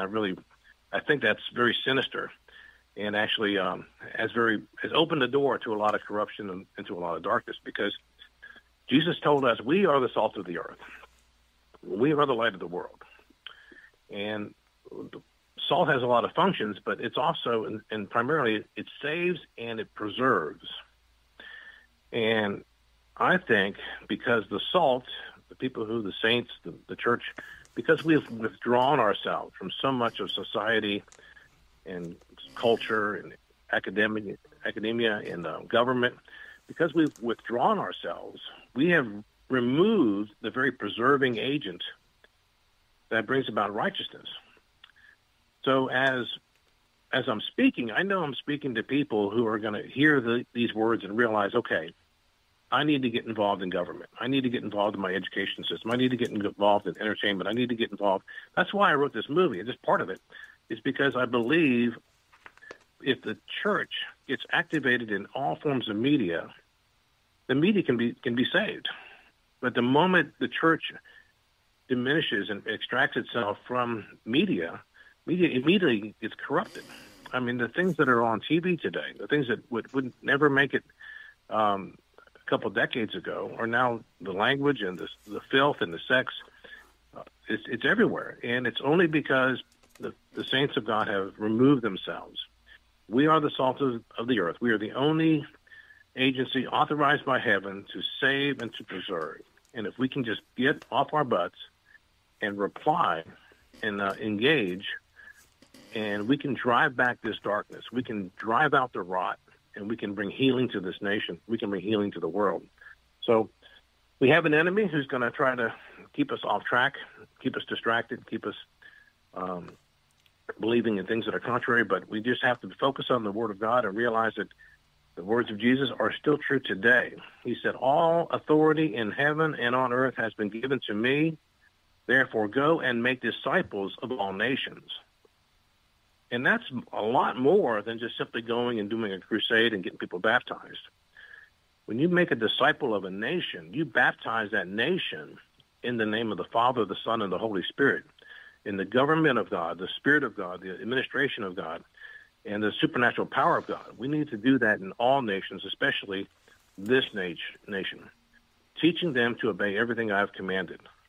And the life that is surrendered to God, we receive the Holy Spirit. We have His Word.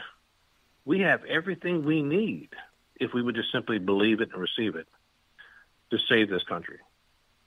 Oh, that's beautiful. That's my ambition. Everywhere I go, that's what drives me. Well, the troubles in Uganda and Ukraine, I tell you what, there's no trouble that can survive when the saints of God just simply believe the Word of God and start acting on it. That's gorgeous. So, Nolan, you also sent me 2 January 6th videos because you were up there, and today we had a guest, and I watched your videos, and one of them, everybody's just singing, the national anthem with flags, and there was no protesting. So I know they look like a bunch of terrorists, don't they? I mean, it's just, it's so the author we had on, he's been interviewing all the prisoners, and they've gotten horrific care, terrible food. They're pepper sprayed in their cell, and a lot of them were veterans. A lot of them, they all had jobs, families. Yeah. They've been there like 3 years now. So you were there. So what did you see as somebody on the front lines, and has the FBI knocked on your door? Why were you there in a Jesus capacity?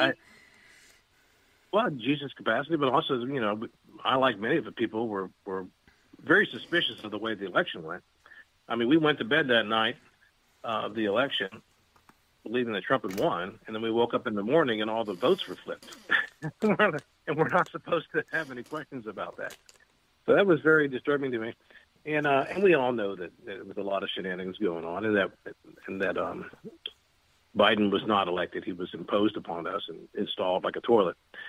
So, we're suffering for that. I mean, everything he's done, everything he's touched has harmed the country. And it's, I think China's getting what they paid for. But when I was there January 6th, the reason why the FBI hasn't knocked on my door is because I made that video. And if there is recordings of what was going on there, it probably shows me trying to stop those knuckleheads from bashing in that door. Mm-hmm. We were all up there. We were singing Stop the Steal. We were singing the national anthem. It was just a great patriotic moment. And then we would see these groups of people, and they were bashing the doors. They were breaking windows and stuff. And we would yell at them and say, "Stop that! Stop that!"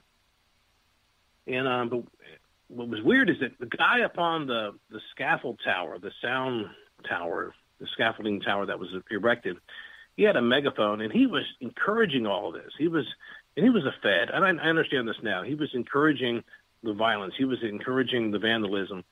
And I don't know if that guy's ever been arrested. I think he was probably an agent.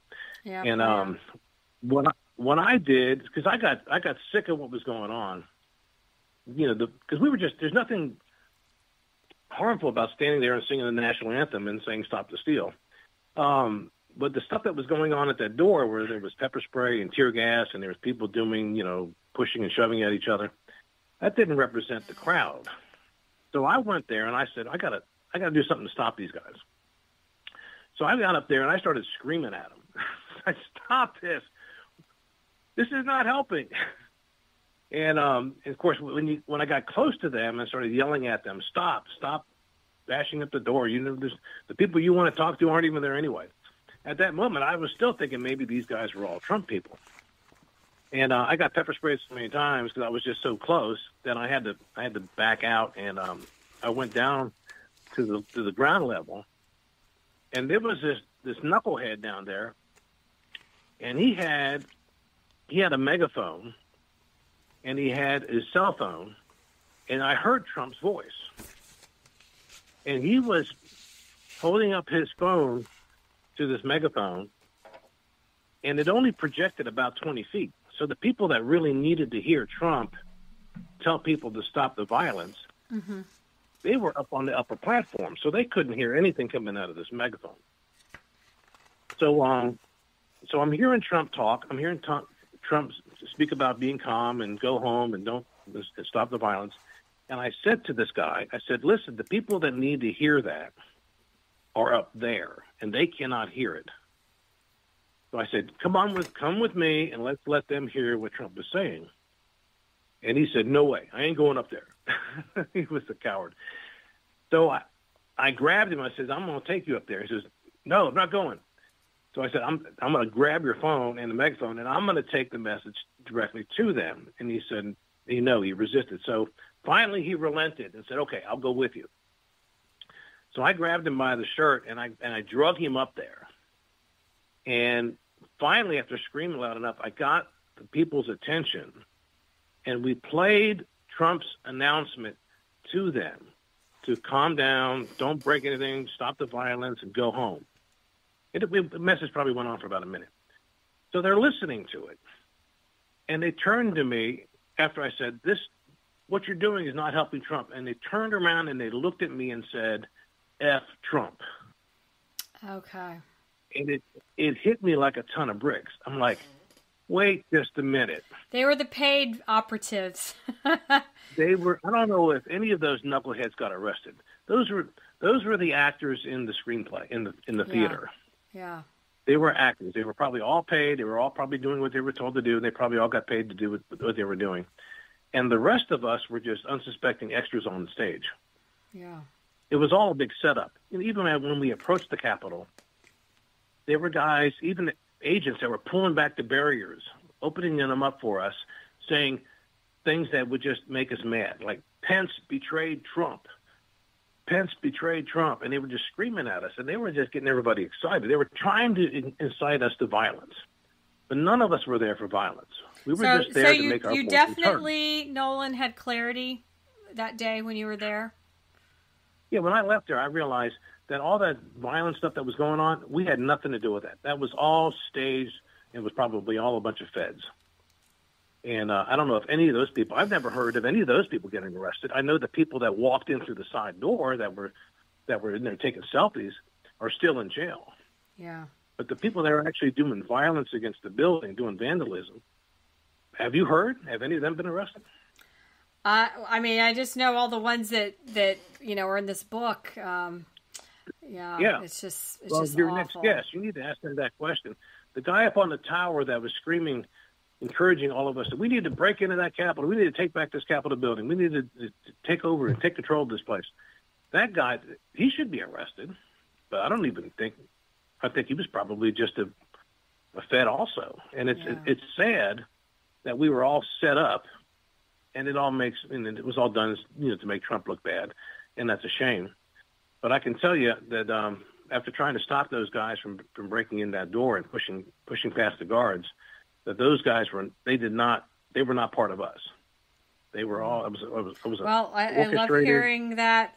From somebody that was there, in your videos you sent me, it didn't seem like the terrorists were out front of the Capitol. So I did want to say, I own a piece of your pottery from when I visited you that day, and it sits in my dining room area, and somebody tried to fight me for it because they really liked it, and I said, no, that's mine.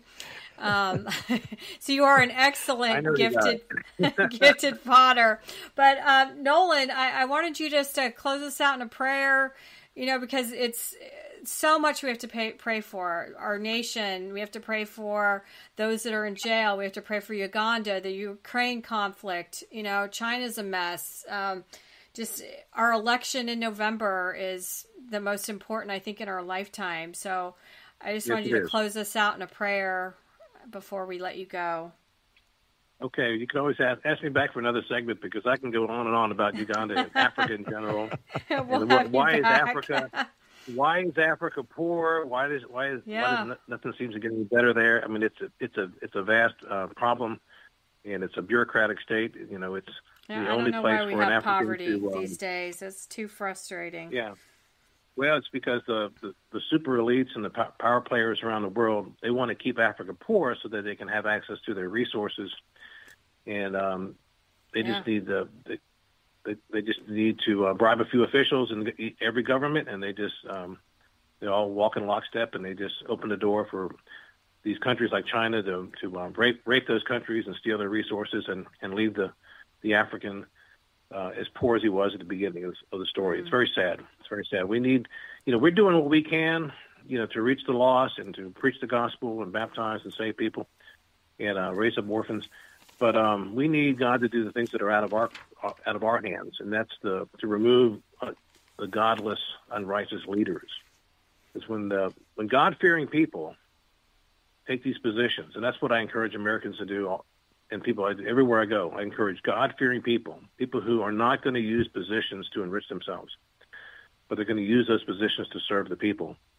When those God-fearing people take their positions, and I'm speaking to people who are listening to this interview, who have thought about getting into politics, thought about getting into education, thought about getting into the media, they need to make those steps. They need to do it.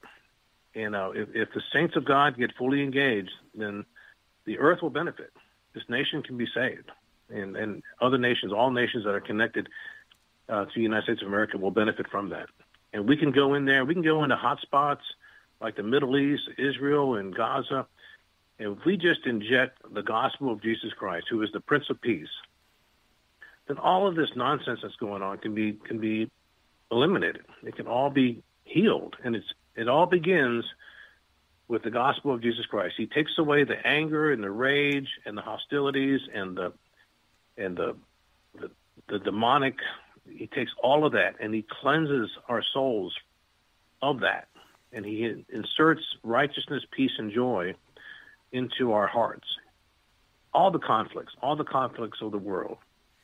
If Putin was standing in here in front of me today, part of me would want to strangle him, but part of me, I'm just going to preach the gospel because I know that a man who's regenerated, a man who receives Holy Spirit, is not going to do what he's doing. It is the solution for everything that ails the world today. We need to stand up and do more. I do what I can, but I'm limited. I need everybody that's listening to me to say, okay, this is the year I get engaged. This is the year I'm going to start doing what I know God's asked me to do.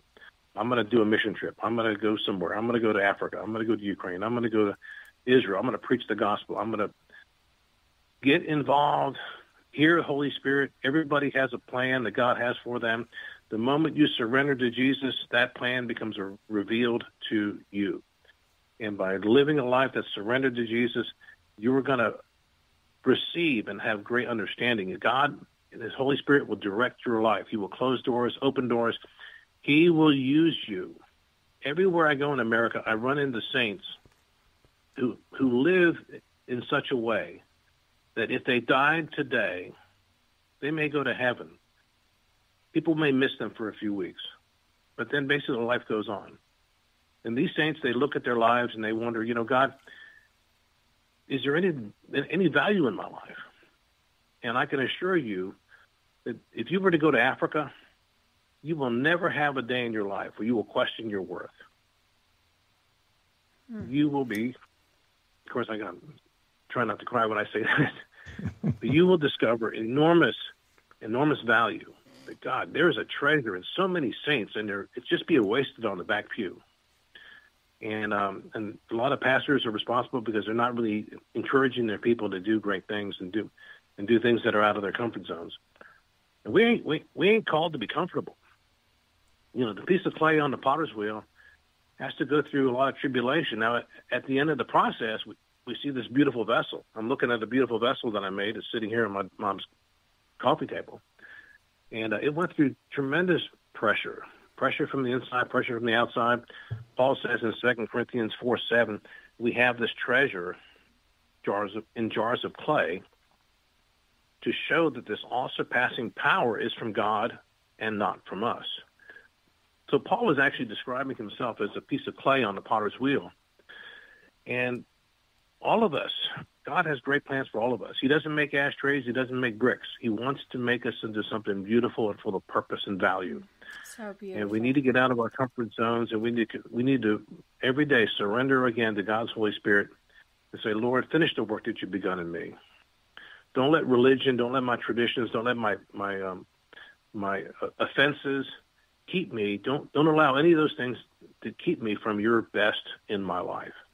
Have your way with me. And I tell you what, you may think you're muddling through life, but if you give your life to Jesus wholly and say, Lord, finish the work that you've begun in me, you're going to do some exciting things in life. And you're not going to just skate in there. Well, don't just skate into heaven. I hope I make it. I'm trying. So I always tell everybody, make sure if the boat comes, I'm on it, okay? But Nolan, it's been such a pleasure. Nolan Windholtz, you can follow him on ministry, windministry.org, and I'll definitely share everything on Facebook, and it's been a pleasure. We appreciate you joining Veronica Live this morning. Congratulations on your show, John. It was great to meet you. I hope to meet you in person someday. And God bless America.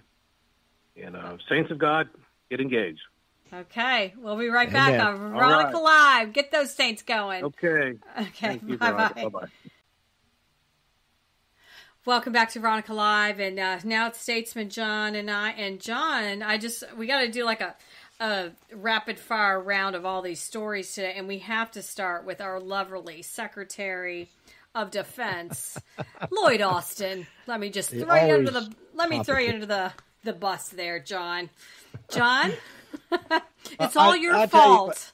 Well, he testified in front of Congress this week, about his hospitalization, and we both roundly criticized him as, what kind of Secretary of Defense is incapacitated and doesn't bother to tell his boss, the President of the United States, or anybody else that he's incapacitated and he's undergoing an operation. I mean, it was insane. And not just for a few hours. It was 3 days.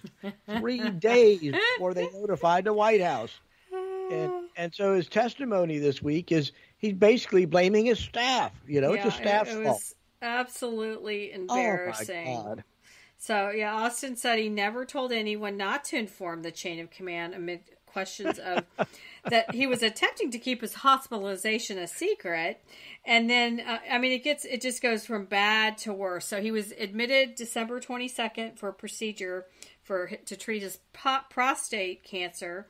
And then he had complications, ended up back in the hospital January 1st. And so he's at Walter Reed. And so the chief of staff waited until January 4th to inform the president. But he says the reason provided was because his staffer, Kelly Magnuson, whatever her name is, was out with the flu January 2nd and 3rd, John. So he waited to notify her until she was back in the office. Well, first off, the first part was the December 22nd procedure, okay? He went into the hospital and got knocked out and didn't tell anybody. Okay, it is such crap. It's such crap. And then his staff has the cojones to say, "Well, we didn't want to say anything because of medical privacy laws." I'm like, I mean, they're just throwing each other the football. Right. This is not some kind of Joe the citizen kind of guy here. This is the Secretary of Defense in charge of, launching nuclear missiles, okay? That's the guy the president says, in the chain of command, when the president says we're going to launch these, called National Command Authority, the Secretary of Defense is right there below the President of the United States, okay? So this is not some kind of, medical privacy crap there, it's like it is what it is. He took the job.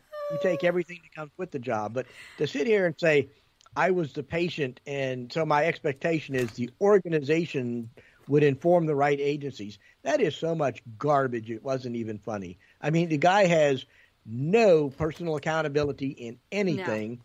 No. Deflects and deflects. It says they've reviewed it, and the review recommendations is to do include more written guidelines, John, but there's also a requirement to explain to staff what is expected of them in these situations and when privacy considerations are involved. And this Representative Trent Kelly from Mississippi, I mean, he was infuriated. He's like, I do, however, think it was an extreme lack of leadership at some level, and I hope we identify that, and that there are consequences called FIRE. Fire. Yes, of course that's never going to happen, because the guy won't take responsibility, and Biden, he's a DEI hire, okay? Period. End of sentence. That's what Lloyd Austin is. He's completely unqualified to be Secretary of Defense. He should have never been hired, but because he fills a minority checkbox, that's why he got. Well, and don't tell me we have guidelines, because I spent years in wing staff meetings with, where you were green or yellow or red. And if it was red and it was, they would up channel it to that general who would up channel it to the next big general. You go from the numbered Air Force to the combat, Air Combat Command to higher than that. So it's just such baloney. And these people, they just threw the football back and forth with their excuses, John. Well, they diffuse responsibility to where nobody's responsible for anything and can't help, and then you can't be held accountable for anything if you're not responsible for anything. So, and at the end of the day, how many of these government fools get fired? Zero. None of them. The FBI makes up stuff, right? The FBI lawyer actually lies on a document, and they have him red-handed, and what happens to him? Nothing. He should be in prison. Nothing happens unless you're a J6er, and then you're in prison with bologna sandwiches, and you never see a piece of fruit or veggie to save your life. And until you take these people like that FBI lawyer and put them in the J6 gulag, and say this is what you can expect if you get caught, nothing's ever going to change, and that's the end. That's just the bottom line. I mean, so last night, I was show prepping because we got the book late, and so it's always we're always show prepping, and I had Jesse Wetters on, and I sent you the picture because it was She-Man.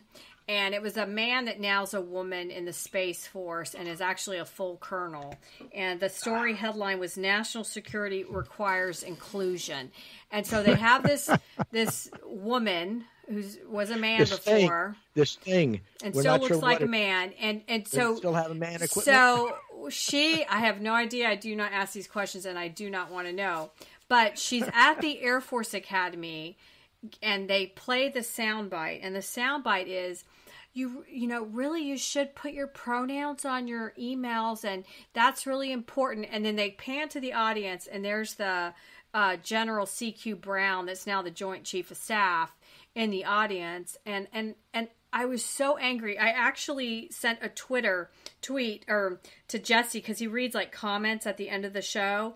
And so, which I was so show prepping, I missed when he did it, so I had to rewind it. But I wrote, retired Air Force officer here. The military needs to focus on the enemy, not this trans crap. And the enemy is laughing their ass off at us. I'm so embarrassed. Get back to our mission. Fly, fight, and win. From Veronica in Freedom, Florida. I mean, what is this stuff, John? You talk about it all the time. We're so unfocused on what the mission is, and we actually have enemies. We have enemies that want to kill us, harm us, and take down our grid. So when are we going to get back to this? I can't even believe they gave that woman who was a man a platform at the Air Force Academy. I'm sorry. Why are we wasting our time on this crap? Well, because they're all woke leftists, and that's what gets promoted these days, because you have to play the game and be in whatever the latest thing is, and there's always this in thing, okay, with the military, some woke, and I won't even call it woke thing, because back in the day when I was in the military, they had this thing called management by objectives. That was the big thing in business schools, and the military decided, hey, that's great. Let's adopt management by objectives, And yes, of course, I had the Covey training with the little calendar book. I remember this crap. So you had to buy into this. And I'd already figured it out, and I was a captain at that point. I go, this is too late. I don't need to waste my time on this. Was it Stephen Covey training, or I don't even know what the hell it was. Right. But the point is if you didn't go along to get along, you were like not going to get promoted. Yeah. So that's just the way the world works sometimes. But this woke stuff on the defense side is dangerous because we're focused not on performance. We're focused on pronouns rather than being focused on performance. And that leads to we have another story in the stack here about the Allies probing accidental targeting of U.S. drone by German Navy frigate. Okay, so over in the Red Sea there, because of the Houthis and all this stuff, shooting missiles everywhere at ships and stuff, the German Navy mistook an MQ-9 Reaper drone as a bad guy and shot 2 Standard missiles at it. They're surface-to-air missiles. Both missiles missed. And I'm like, holy crap. How could you shoot 2 multi-million-dollar missiles at a slow-moving, maybe 120-knot drone, and both of them miss? I mean, there ought to be alarm bells going off all over the place. Well, John, this is why there are drone pilots. Not flying fighter jets. But I'm with you. You had 2 attempts and you can't even get one. I mean, that's a 0% efficiency rate, right? As we would say. Effective rate. So why is nobody talking about 2 missiles missing because we care about target? Your he, her, they, it pronoun, which I refuse to put that. And, I'm on LinkedIn all the time, too. And then since now I've had my first little hater people on X, and I'm like, who is this person? And then they always have that Shiza in their name somewhere, Well, I sent you this. Well, it's like another story we had was the Jeopardy was a Jeopardy, I watched the show when it was running. Okay, and when it came up, the question came up on the thing there, on Jeopardy. It says where was it here? Under parts of speech. And, I don't even know what the hell. I don't even know how to pronounce that stuff that you sent me. So the $600 question was zemself. and it's like, and so you were supposed to come up, and the contestant came up with the right answer, and said pronouns. And I'm like, wrong answer. The correct answer, question was, what are stupid, nonsensical pronouns used by woke morons? That would have been my response. Well, I sent you, I bumped into this guy on Twitter. He's amazing. He's a big Catholic, and he's very Republican. And there's this huge event happening next month, or this month actually, down in Mar-a-Lago with General Flynn. It's like a Catholic symposium with Jim Caviezel that played Jesus in the Passion. This guy, Jack Posobiec, but the tickets are $1,000. Oh, I wish they were cheaper because I would go because, it's almost a U2 concert. It's so good, the lineup. But he wrote an op-ed that he posted, and it's called "The Next Aaron Bushnell Will Be a Suicide Bomber." And it's about that U.S. Air Force lieutenant that was from San Antonio, was an engineer, ended up somehow in D.C., and caught himself on fire in front of the Israeli embassy, and he even put on his out there. It said, "Today I'm planning to engage in an extreme act of protest against the genocide of the Palestinian people." And then he lit himself up. And when you start pulling back the onion, which I don't even know where this guy got this facts, because I've read all these stories when it happened. I was like, who the hell is this lieutenant? Your prime of your life. His profile was on LinkedIn. He was getting another degree too, and like computer science. But in this article, it talks like he was an Antifa fanatic. He's in our military, John, and he's a pro-Antifa person now. And obviously he's a wackadoodle because he killed himself. But how did we miss this, I guess, Well, it's because we were sweeping the military for white nationalists, trying to get rid of them instead of looking at crazy, because you can't touch somebody that, supports Palestine or whatever. Well, this guy talks that, this is a tragic story of mental illness, and he was clearly unsuited to be in the military, and that this is just the beginning of this, because I forgot, I Googled, remember when we had the Pensacola, it was a Saudi officer that was in Pensacola training that tried to kill a bunch of people in 2019. So I was like, oh my gosh, that's right. He was in the military. He'd been vetted. He was vetted to come to America. And then now these people are in our ranks, and luckily this guy didn't kill anybody but himself. But this is really scary, and that's what he's saying. Don't forget the Army major that sit there, was a was Muslim, he a doctor or something? Yeah, he was a doctor and took a gun and shot a whole bunch of soldiers up. That's right. Because of his Muslim beliefs. But, none of that, you're not allowed to talk about that. Well, we definitely, this is scary to me because this guy was in the military. Luckily, again, he didn't kill anybody, but the op-ed talks about, what's next. He's going to make a TikTok and blow up a bunch of people because he's been vetted to hang with his people in the military, and we think he's one of us, and he really isn't. So I don't know. It's just very, very scary that this is happening. Well, we have a woke military because that's what they want. The focus is on DEI. Not again the purpose should be like, how good are you? How good a warrior are you? And that's not what's wanted anymore. We don't want good warriors. We want people that are woke. We want people that use the right pronouns when they write memos. That's more valued as a skill set than somebody that's a good shooter. He ends it with America First movement is reporting for duty. So he's still on our team. This guy that wrote the op-ed, it's a great op-ed. But how did this lieutenant even get in our military? And then luckily he didn't harm anyone. Thank you, Jesus, that we had that going for us. But he gets in because we change our standards. We lower our standards to not screen people correctly. To not. Yeah, that's true. That's true. And let you put on a skirt, and that's okay. I mean, and then you're preaching it to all the cadets at the academy. So this woke stuff, if we take back November, there's so much to clean up, and it's everywhere. FBI, DOJ, Army, Air Force, Navy, Marines, I don't know. Where do you start? You start at the top. I don't think the Marines is probably allowing the new president, okay? Because Marines are tough. Right, and then you get a Secretary of Defense that's not woke, okay, that believes we need a strong military and all this woke crap needs to go away.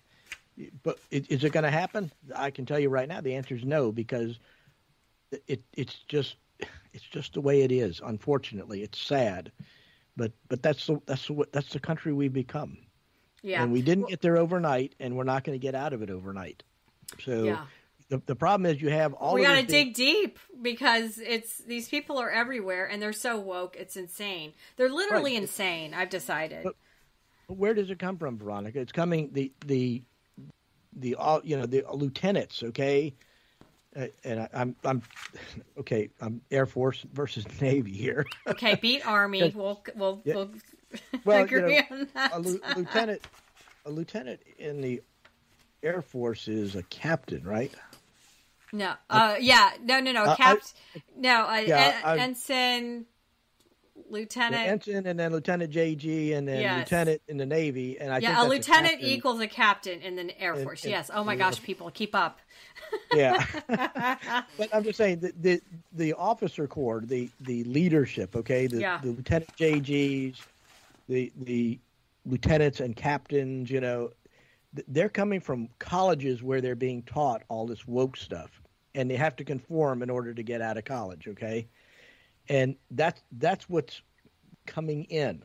And then eventually as, time progresses and the older, Vietnam generation, which is almost gone, in the leadership positions is being replaced by these people. And so I think it's going to continue on for another 20 or 30 years. Well, but we have some good news because this broke yesterday. University of Florida eliminates the DEI office and will put its $5 million towards the recruiting faculty. So bye-bye. They fired 13 people, and they're moving the money, and it's going to do better things. So thank you, Jesus. And that came out of the Alligator, the school's newspaper. Yay. So we've got somebody, and that's because we have a strong governor that's done with this crap, right? But in some cases, and there's one other story in the stack here about Dartmouth and Yale reinstated. That was my other favorite story, test, right? Yeah, and it's like they actually figured out they did away with these tests because they thought they were racially biased, and they didn't, they were infringing on minorities and all this kind of stuff. And then all of a sudden it's like they figured out it's like these tests can be predictive of academic They matter. success. Now, except when I took the SAT, really? John. Except when I took the SAT. It was hard for me, but I did fine in college. But it's like Well, but I crushed the Spanish and French AP. I got 12 credits each of Spanish and French. There you go. Everybody's good at something. Okay. Yes, foreign languages. The problem is finding out what that something is and being successful there. I'm happy to hear this, that they're going back, because we also have like the MCAT. Remember, we've talked about that at UPenn. Yep. They did away with it for their med school. And I've said it so many times. When I'm sick and when I had cancer, I wanted the best doctors. I don't need somebody that's barely making it to save my life, because I'm here because of excellent doctors. Well, not only barely making it, it's incompetence that I'm more afraid of, because you get some doctor in there that's a complete idiot. And, unfortunately I've been watching some reruns lately of House. Okay. Oh my gosh. I don't even remember that show, but yeah, with idiot doctors that don't know what the hell they're doing and kill their patients. Well, my daughter recently watched all of Desperate Housewives and kept texting me and asking me, "Have you ever seen that, Mom?" I'm like, "Oh my gosh!" So it's in the 20-year-olds now like to watch all the Desperate Housewives. Well, the other story that I loved was out of the Hill. Gates said, "We've now 86'd McCarthy, McDaniel, and McConnell. See ya."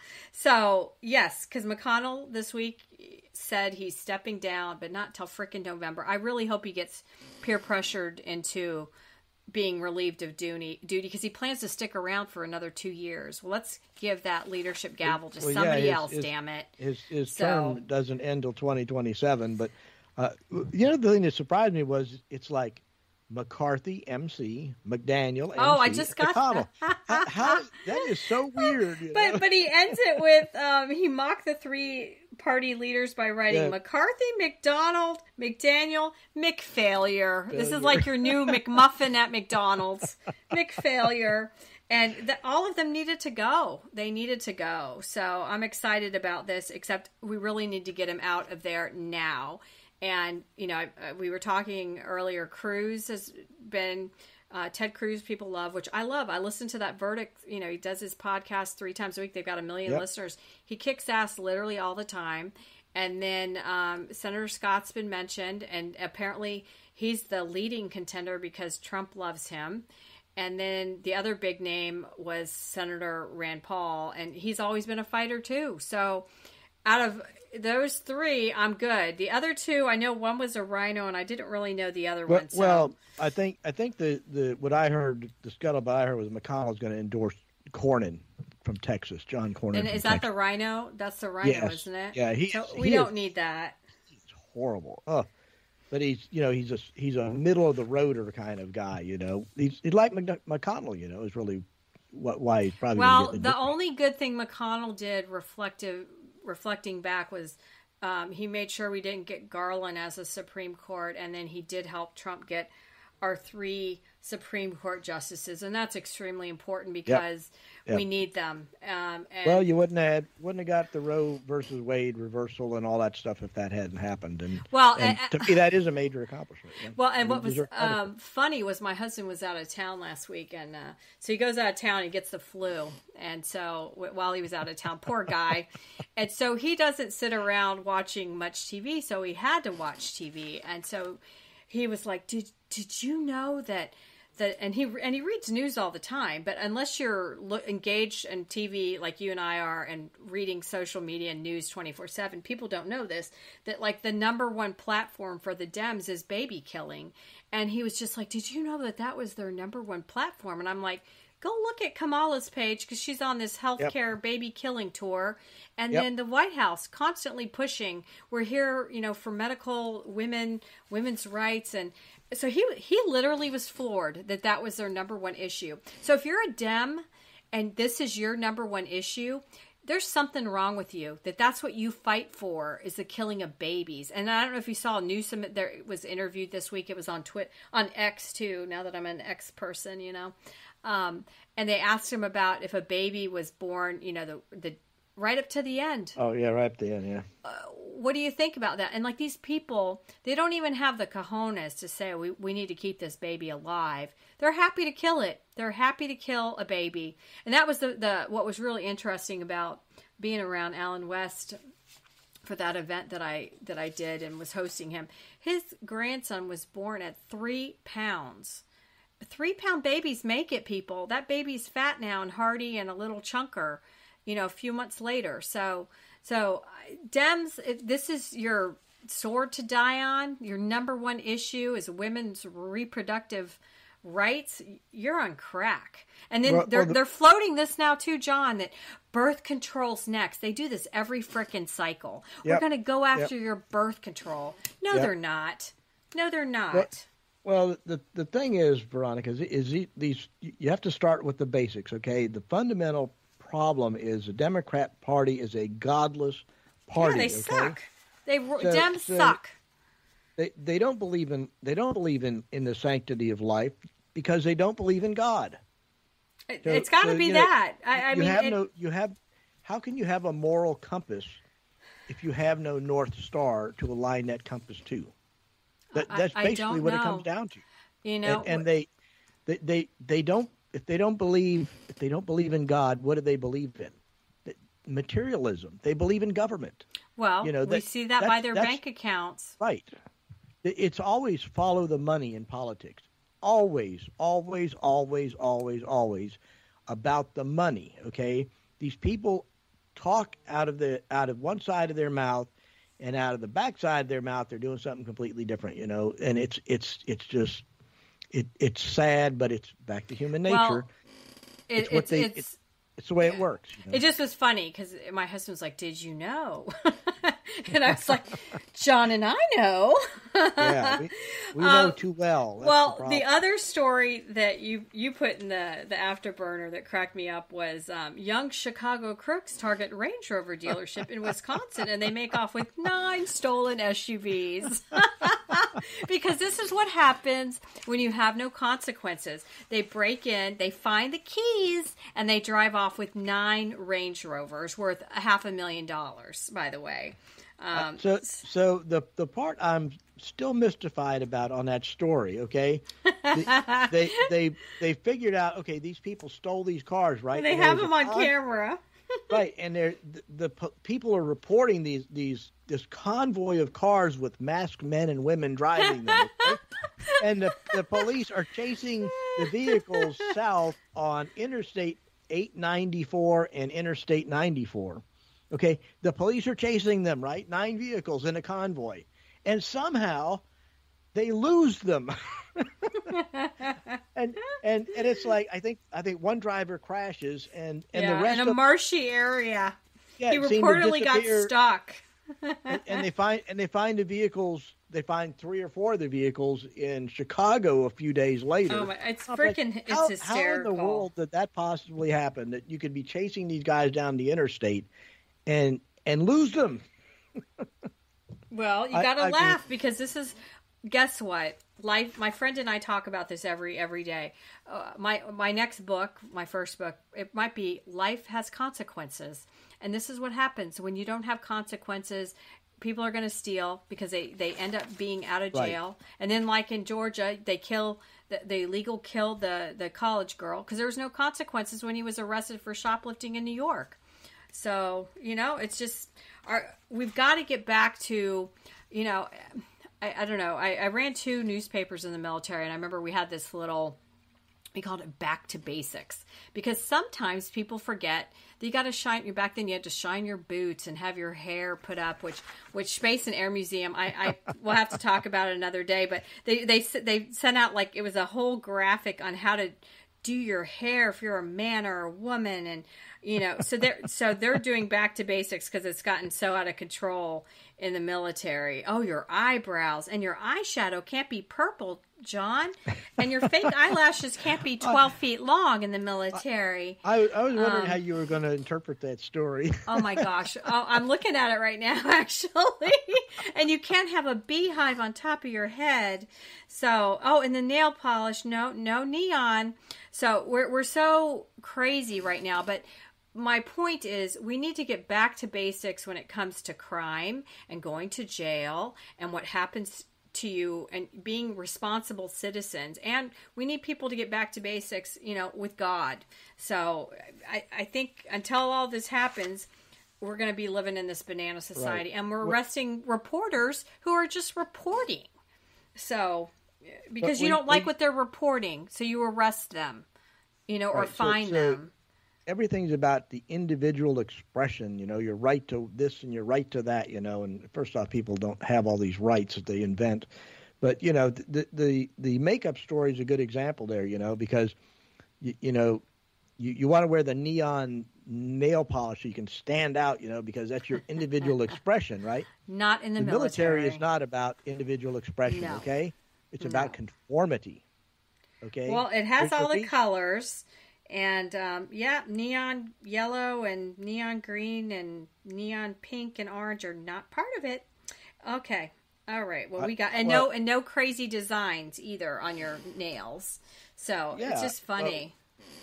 you shouldn't have to tell people that that kind of stuff, but because well, we do back to this individual crap, Well, it's just a mess.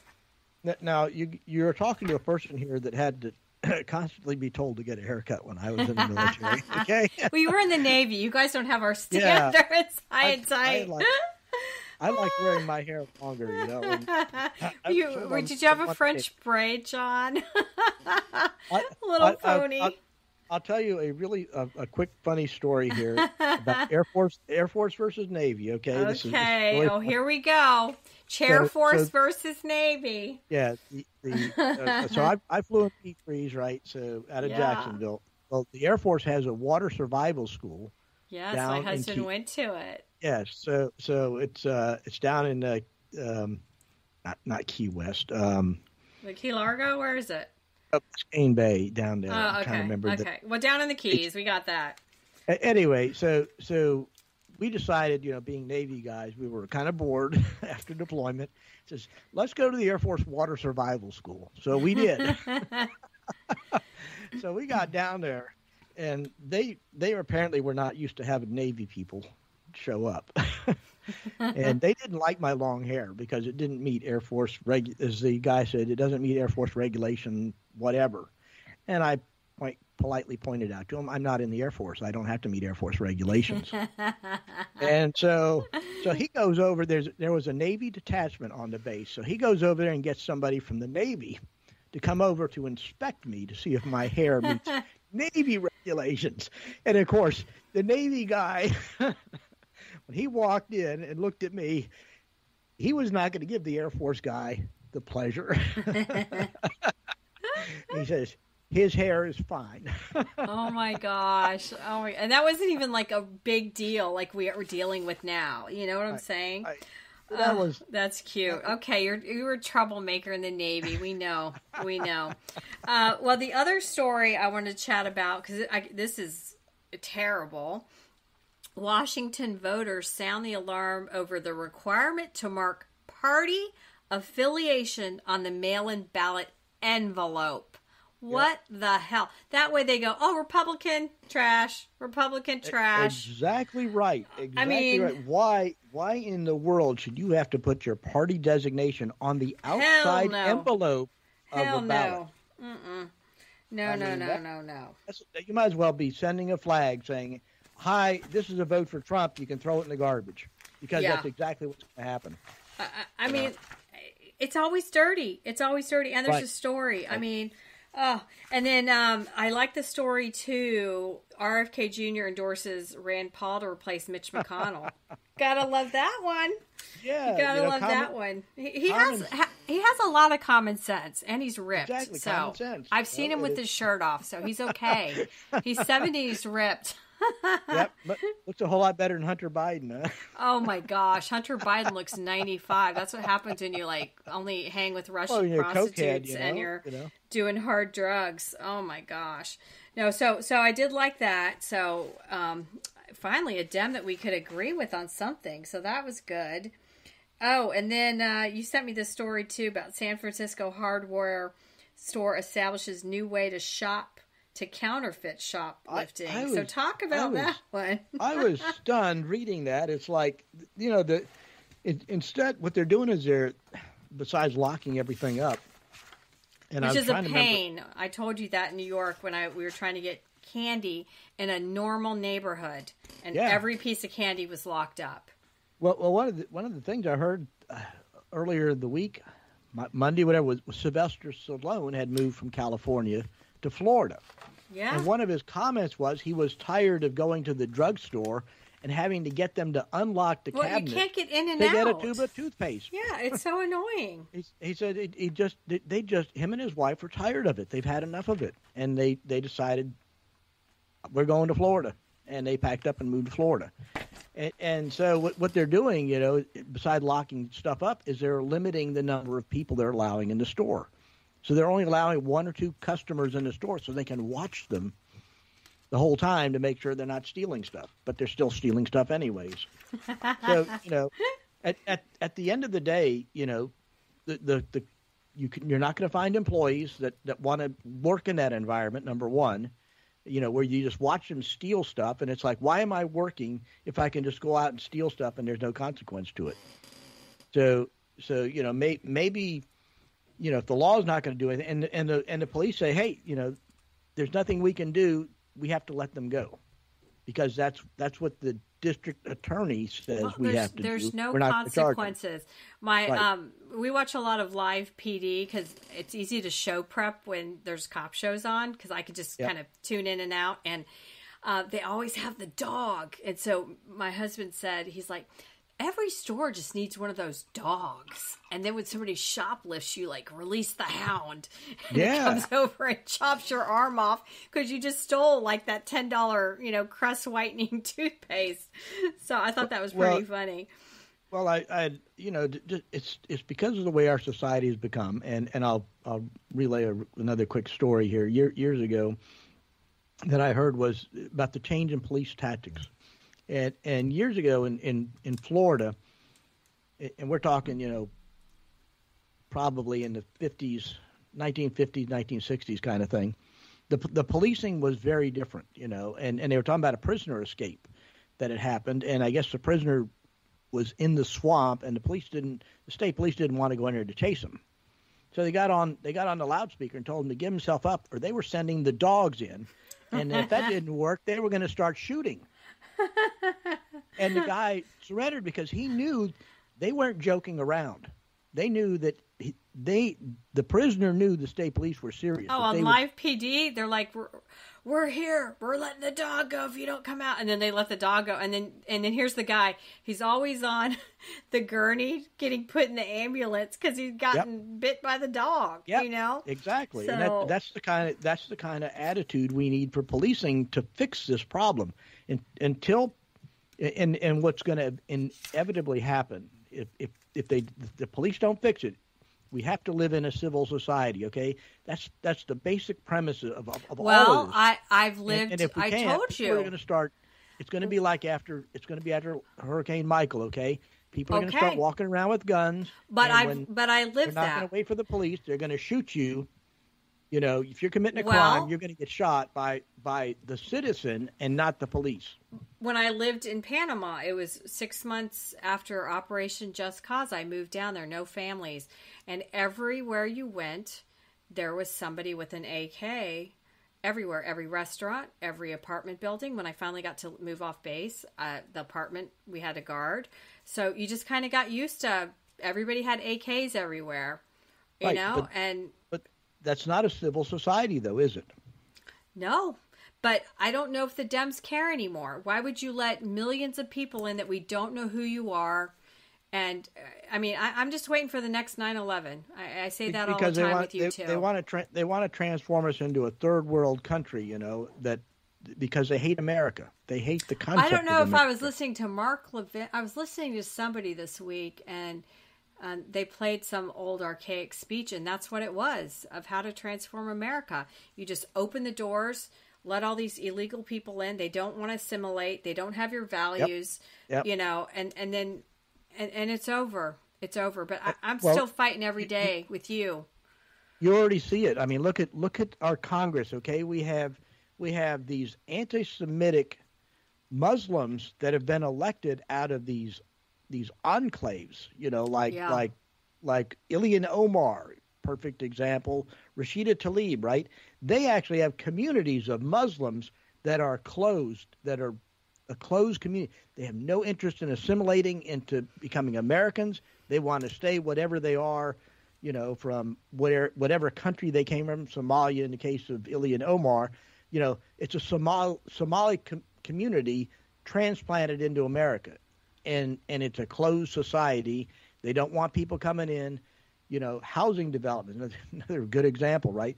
They're building migrant housing developments that are purposely oriented just for people from Nicaragua or Guatemala. This is in Texas, by the way, as this is happening on a large scale. They're literally building a city that's going to be designed for illegals from Honduras and Guatemala. Well, they need to stop this. That's the kind of government they're going to get, because that's what those people, they're going to let them vote eventually, right?